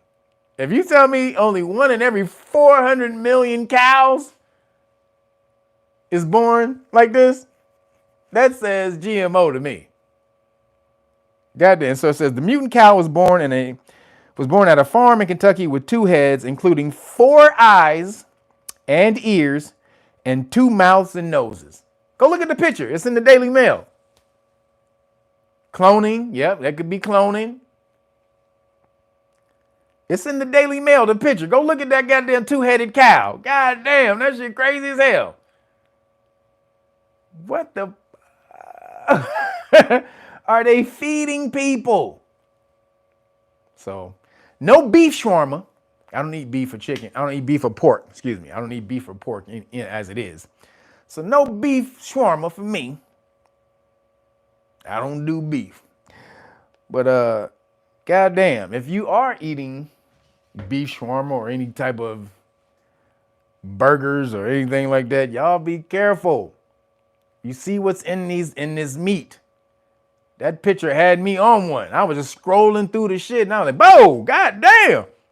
I was like, "Hey, goddamn it, what the fuck?" So, hey, 2-headed cows, I ain't with that. So it says Casey Tarter, 20, said he had 2 heads, 4 eyes, 4 ears, 4 eyes, 2 noses, 2 mouths, and 2 tongues. He was very short-backed, but he also had his spine inverted into his chest cavity. Ugh! His spine was here. Like, you ever see a little skinny ass nigga with no chest? They got bird chest. Motherfucker, nigga, your back is seeping through your chest. Like, one of them skinny ass niggas. Y'all better start doing some push-ups if you got chest like that. But that's basically what he had. His spine came through his chest. Nigga had a little bird chest. His back legs were deformed and he had a very short tail. When y'all see that picture, I'm telling you, it look like it's out of one of them old Wes Craven movies. One of those old movies from back in the 80s. Them old horror movies from back in the 80s. Them was the scary ass movies. But goddamn, that's what it looked like. And I said, yep, I'm so glad I do not eat beef or pork. Because goddamn, that shit was off there. Woo. Hey, that was traumatizing. But hey, just had to inform y'all, let y'all know. Do not eat this bull crap, please. And if you do, please cleanse yourself twice a year. Once a year at least.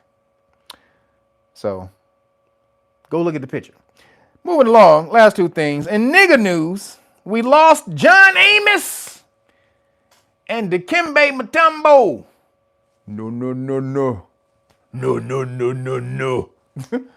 Shout out to Dikembe. God damn, boy. Dikembe with the waggy finger. I think it was 58, had brain cancer. That's why you got to eat right, y'all.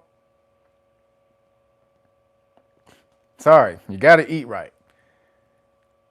These type of things, cancer is inflammation in the body. So if you don't eat right, you never calm the inflammation down.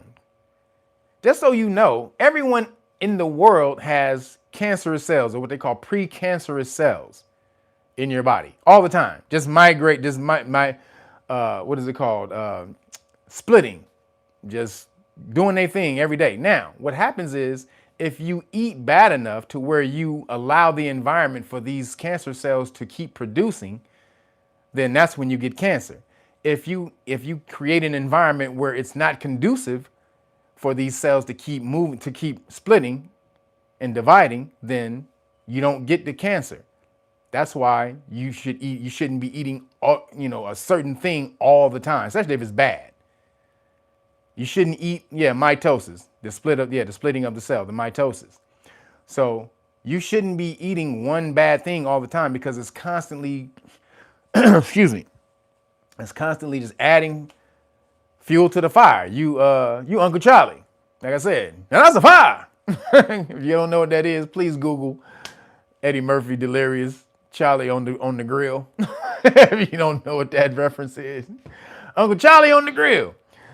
But Dikembe, damn man, goddamn Dikembe, he was off the chain, and he did so much for his people over in Africa. He donated most of his damn NBA earnings to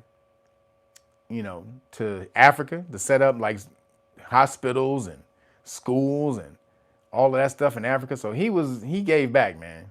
He was the very definition of giving back. Speaking of, make sure before I get out of here, because we're about to leave in a little bit, so make sure you donate to the Hurricane Relief Fund that we're about to send out today. So no chicken shawarma. Well, I'm going to pay for my own chicken shawarma. You guys are donating today to the relief fund, and we're going to send that off. So appreciate you guys. Everybody who's donated to the relief fund, thank you, thank you, thank you. But John Amos, that hit me even harder, y'all. John Amos. Damn, James. God damn it.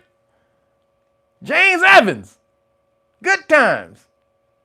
That nigga did not play. James Evans. God damn it. Oh, man. He was about to smack the shit out of JJ and Michael. Never was about to touch, what's her name? No. What's her name? What's the girl name? Damn, what's her name, y'all? I forgot the damn daughter name in Good Times. Somebody, y'all need to take my, Thelma, thank you. Goddamn, take my nigga card, please.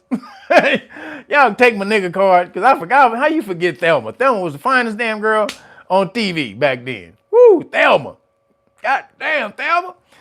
But John Amos, man, that boy, hey, that nigga was always, hey, don't make me pull off my belt, motherfucker. That nigga pull that shit out. That nigga was always about to pull out his belt. Now, one thing it did do, it perpetuated the beating, the abuse in melanated homes. It did do that, and we shouldn't have to do that in our home, even though kid may need a smack every now and then. However, I believe in mental haberdashery on children.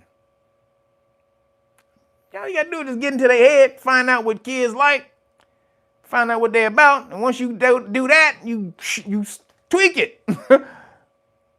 You don't gotta do all that stuff to get a kid to do right. I'm telling you, they call me the child whisperer. Anybody's child, I can tame your kid. I don't care who your kid is. I promise you, I can tame your kid. And not with violence. Never had to hit them. Never have to hit a kid. I'm all about this right here. All I do is let the child know that you are a child. And anything you want to do, you can't do right now. Now, I don't have to violently or aggressively show you that. I just need to show you that. But I also, at the opposite end, whereas I'm also fun and playful and teach them the right way. So I'm not just telling them something not to do. I'm telling them the right thing. I'm giving them the education of the right thing to do so that they know how to make the decision on why they shouldn't do that. But also, if I need to scare the shit out of a kid, I will. My little cousin, that little nigga, when he was bad, I think I said this before, I'd put that little nigga right up on the refrigerator. He was scared of heights. As soon as I found out his little ass was scared of heights, you put your ass right on top of the refrigerator, and I'd leave the kitchen, but I'd stand right on the wall, right outside the kitchen. So I wasn't gone. I was only maybe like a foot and a half away from him because the refrigerator was right by the kitchen door. So I was standing right there. So he didn't know that though. This nigga was scared as hell. He would be screaming his ass off. Did anything I wanted him to do after I put his ass on top of the refrigerator. See?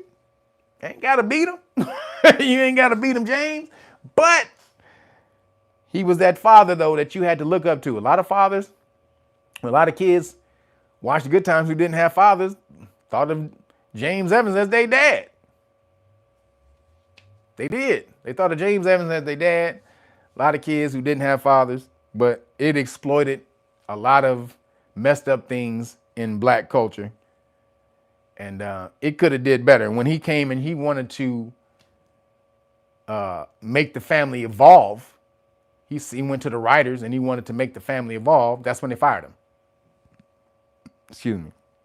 So shout out to James Evans for wanting to melanated people to look to be in a better light on TV. Shout out to him. Yeah, Bill Cosby back in the day. For sure. He was a father everybody wanted. Before niggas found out that he liked Spanish Fly. People started to find like Spanish Fly. Oh, hey, my nigga, I don't know about that Spanish Fly, cuz.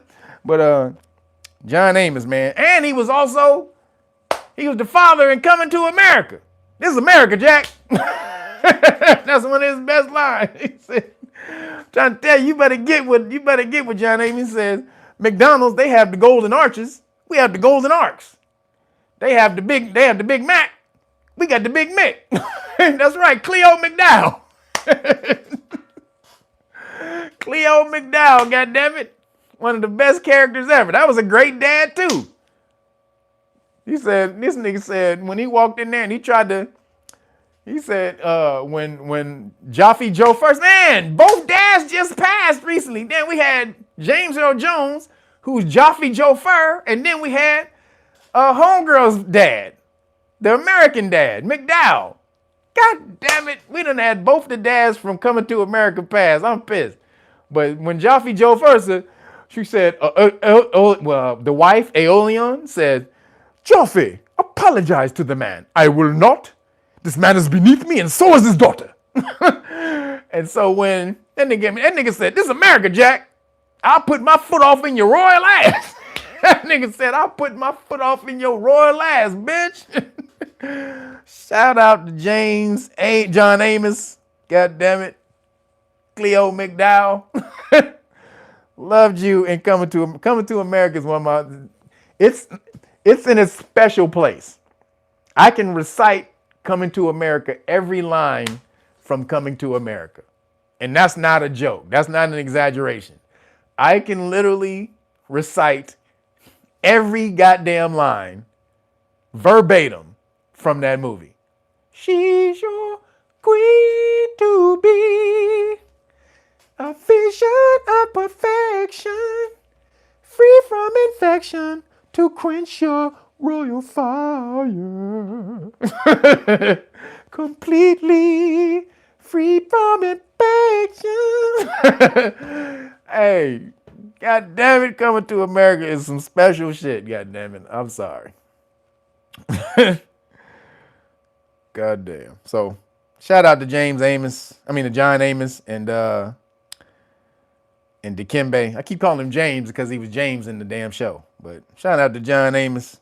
And this is something y'all might not know. He was the brother who was with the young king on Beastmaster.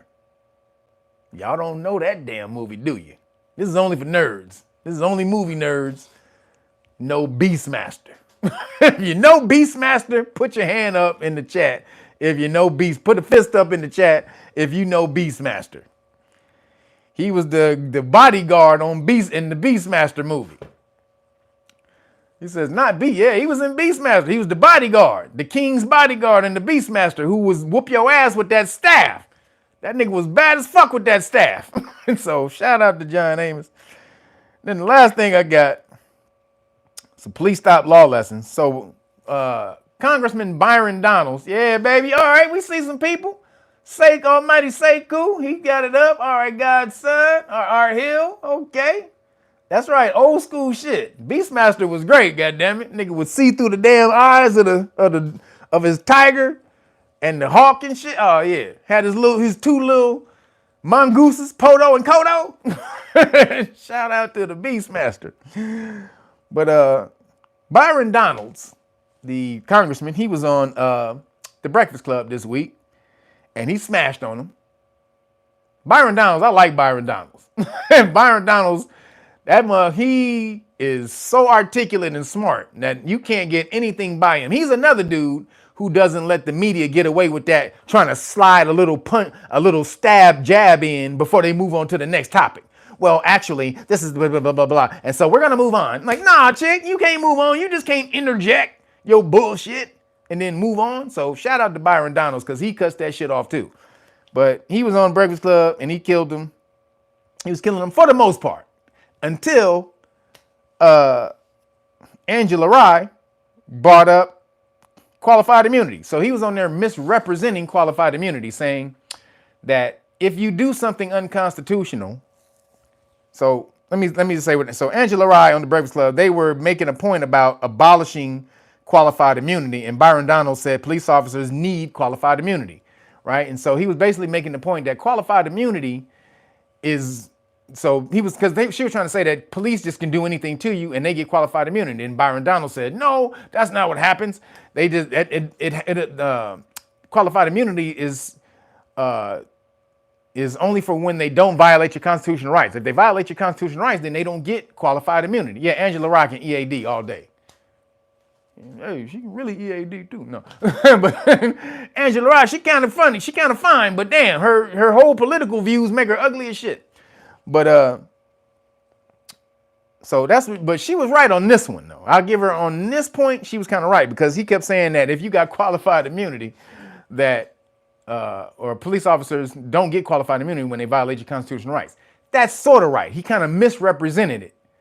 So they get qualified immunity. They don't get qualified immunity if whatever they did to you was clearly established law, right? This is a very important thing. So it needs to be a precedent set on the books. This is why people going through and getting settlements is so bad, because you don't set a precedent on the books that now somebody else can come later who gets violated in the same way, they get off because, excuse me, again, there's no precedent. There's no established law because the person who got smashed like this before, excuse me, they took a plea deal.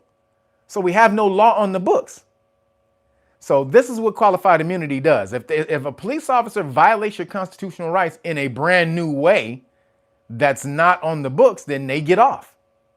That's what it's about. If I can find a whole new way to kick your ass that nobody's ever whooped your ass before, like nigga, if I'm just creative than a motherfucker, and I beat your ass in a whole new, this is the new improved chicken shawarma ass whooping. This is the shawarma whooping. If I can do that, they be like, damn, what's the shawarma whooping? Y'all ever seen that before? The schwupping. It's called we call it a schwupping. It's not a shawarma. It's called the schwupping. Anybody ever heard of the schwupping? Anybody? No? Okay. Well, shit, nobody's ever heard of a schwupping before, so in that case, I guess you get off. Can you give us a demonstration of what a schwupping is? Like, no, Your Honor, you know what I'm saying? You know, that's I pull that out on special times, Your Honor. For special citizens. Man, schwupping sounds pretty good to me. So if you get a schwupping instead of a whooping, they get off. So then she brought up the point where she said Trump wants absolute immunity. And then he tried to cut her off. And he was going to explain it, but then they cut him off. But there is no explaining absolute immunity for police officers.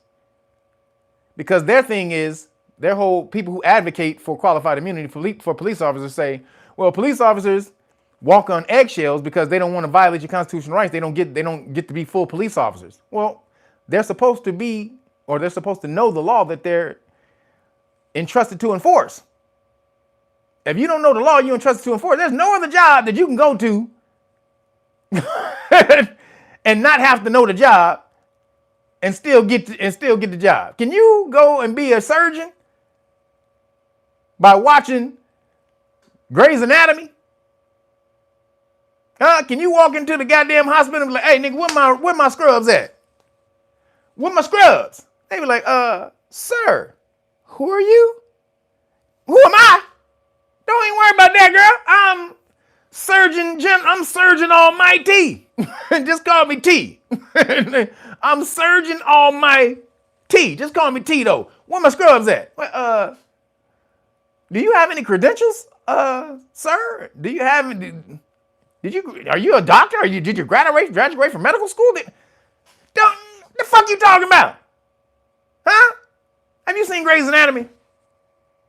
Have you seen that shit? You know how detailed that shit is? Boy, I can get in here and I can do every goddamn surgery in this bitch. Huh? Give me my scrubs, bitch. Don't. I'm like, sir. Well, here you go, sir. Here you go. Operation room 12 is down the hall there. There's a person who needs their spleen taken out. We're just going to trust that you know what you're doing. You know what you're talking about. Nobody can do that. But police officers, they can get a big ass gun, a big ass taser, shotgun, a dog, handcuffs, billy club, all of this stuff that can beat your ass or kill you, and supposed to be out there making sure you don't violate the law when they don't even know what the fucking law is. And if they don't know what it is, they get qualified immunity. That's crazy, right? That's some crazy shit. So, and then the other thing, the Maryland State Police, they had to pay out $2.5 million for discrimination in their hiring process against women and minorities. Why did the Massachusetts or the Maryland State Police have to give out $2.5 million? The discrimination they're talking about was basically like basic math. They said they were discriminating against minority candidates and women candidates. What was the discrimination? Basic math, y'all. You want to hear a couple of the questions that were discriminatory against melanated people? Do y'all want to hear? Let's see if this is discriminatory, y'all. Because melanated people can't possibly be expected to know this stuff like Caucasian people. How dare you put such stipulations in the hiring process? What's wrong with you? So this is the questions. Let me see if y'all get this. You say, I am certified KF, INST, and cops get off with no penalty. Yep. Now, watch this. This is the questions that they wanted, that supposedly melanated people couldn't answer, and it was discrimination. It was discriminatory to even ask these questions. So this is one of the questions. If you are supposed to get off at 11 p.m., but you get a call that you have to work till 1:30 p.m., how much overtime did you work? Oh shit, goddamn, my nigga. Oh, goddamn, nigga. What kind of questions you asking? How much overtime? Goddamn, nigga. You didn't say this was gonna be some goddamn rocket science, nigga. Goddamn, nigga. What the hell? I'm supposed to know how much overtime I get if I work past 11 to 1:30? Nigga, how the fuck I'm supposed to know that? Huh, nigga, this is discrimination. This is discrimination. I need a lawsuit right now. If you work till 11, if you're supposed to work till 11 and you work till 1:30, how much overtime did you work? And they said that was discriminatory question. How much overtime is that, y'all? Y'all should have been put the damn answer in here. I don't know what the hell y'all waiting on. The answer should have been in here. Y'all don't know either, do you? Do y'all know? Y'all don't know either. I guess they was right. Shit. Thank you. Unconventional me. 2.5 hours. Yes, 2.5. See how easy that is? You work 2.5 hours overtime. Goddamn. But no, that's a discriminatory question. You gotta. Then one of the other questions was, you got 21 clock radios are stolen. 21 clock radios are stolen, and they're worth $1,050. What is the average price of each clock radio? Now, how would you work out that easy problem, everybody? First of all, excuse me, that very hard problem, apparently. What is the very hard, what is the math equation to work out that extremely hard problem? Does anybody know? Y'all better know this. Come on, somebody. It's $50. Thank you. Division. Thank you, R. Hill. That's what I meant. Yes, division.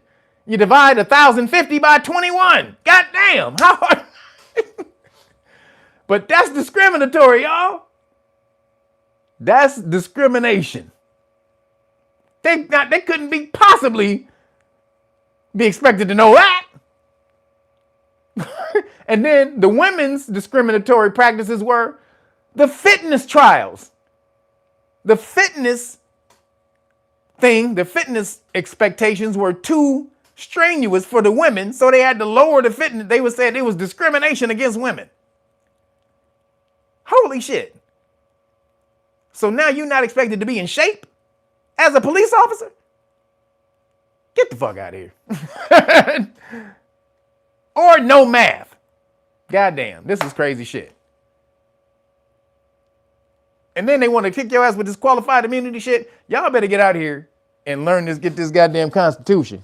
Look, learn this, but you got to get in here. You got to get with us so that you can learn this, so that we can teach you this properly. And you turn this into a lightsaber.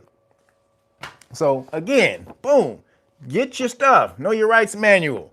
Everything you need to know, especially if you're going to be a police, but everything you need to know about the police, what their right, what your rights are and how they can violate your rights and what to do when they violate them. Then right here, the public official bonds book, the whole box that somebody stole from me this week. And they living it up on all my damn books, but you get both of these right here. This is the two things. This is lets you know where to go find their public official bond or their police insurance when they violate your constitutional rights. That's what you get before you go sue them, so that you're not waiting for years and years. That's how long it takes to get through a lawsuit. So you can get that, you can get the bond money while you're waiting right here. Boom. And then you keep these on you and you say, I don't answer questions. I told you about the person a couple of weeks ago who was in the chat and said they handed these to the police officer and the police officer said, Salam alaikum. Trying to tell you, y'all. Constitutional rights card, qualified immunity card, and notice. We just talked about qualified immunity, what it is, when a police officer gets it and all the rest of that. Now you should have a better understanding of what that means. If a police officer can whoop your ass in a brand new way, they get qualified immunity. However, the law states that when they knowingly violate the law, they lose that qualified immunity. So if you tell them they're in danger of violating your rights before they do it, and they still proceed to do it and you get it on camera, boom, you got them. So this right here, and then because somebody stole all my stuff this week, I'm going to give you guys the deal of the 5 decks of flashcards for this last week. All right. So that's the police stop flashcards 1 and 2, law and government flashcards 1 and 2, and the Supreme Court decisions. All right, so you get all of that if you go to realnagas.com, order the hard copy, Great Book of Melanin Research, something you should have in your library already. You should be studying this, breaking it down, having book reports, teaching your kids. This is about you, this biohydrocarbon. Same thing that that's running your gas tank in your car or everything else in the world. You have this you have this literally flowing over your body and you should be able to tap into it and use it. So right here, you have to know what it is though, right? So get this book, you get all of that for free. And then please make sure that you go and sign up to the Know Your Rights Foundation to learn the law for free. Again, we got a lot of free stuff. You get the whole police stop law package for free when you order the book, but then you go here, we will teach you the law for free. And please make sure you are about that life, that you coming in here, that you're not going to mess with our time. We're very adamant about not messing with our time because we're doing all of this for free. We've been doing this for 3 years for free. So a lot of time gets taken away from family and friends and stuff like that. So if you're going to come in here, make sure that you are respectful of our time.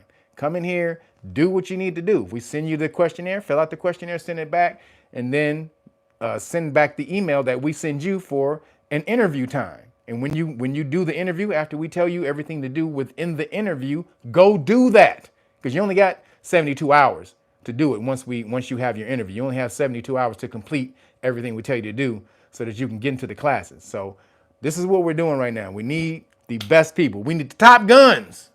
We're looking for top guns right now, everybody. You know about Top Gun. Top Gun is the best of the best.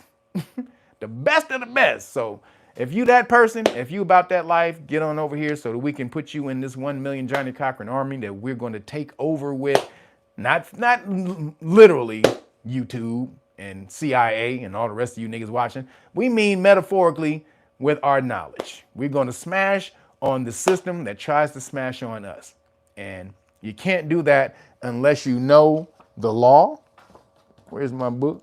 Oh, unless you know this and this. Oops. You got to know both of these. And we are teaching you both of those. So take advantage of this opportunity when somebody is trying to teach you this it's complicated, but it's not complicated on how we distribute it to you. So unless you want to go to somewhere else where it's really complicated, come on over here where you have a group that law is our language. We are a law nation and law is our language. So get over here, join this nation so that you can be a part of it. Also, make sure you hit up the homie Timmy Tight Top right here for the weed juice on the weed juice side of the game because these juices are off the chain. And you can call hit Timmy Tight Top up at 323-776-2587. Again, 323-776-2587. Again, if you are waiting on your package, give me a little time. Somebody stole my books, and then the printing company on the flashcards, they messed up the whole order. So I'm still waiting. Just bear with me. You're going to get your stuff this week. I promise. Everybody, thank you guys for hitting the Cash App for the relief fund. I appreciate you guys for that. This is a big thing. It's going to help a lot. The people out on the relief fund, the hurricane relief. Appreciate you guys for that. And if you're still hearing me, even though you didn't make the live chat, please, find it within yourself to give out and donate and help somebody else in there in the hurricane relief. Because again, put out the energy that you wish to come back for yourself, but do it just because it needs to be done. You shouldn't. That's one of the reasons that you can do it, but do it because they need it. That's even a better reason for doing it. So appreciate you guys, for everybody for hitting the Cash App. All my moderators in here, thank you for holding it down, putting in the links and everything that people need to follow me on this information. I appreciate you guys. Make sure that you find all the links in the description box for all my other channels and all the places that I want you to go to support, especially the real Nagas, the Patreon and the Cash Apps. All right, appreciate you guys. I'm out of here, about to give me some chicken shawarma. Not with your money, with my money. Your money is going to the relief fund. Appreciate that, and so will they. Thank you guys. I'm out of here. Deuces.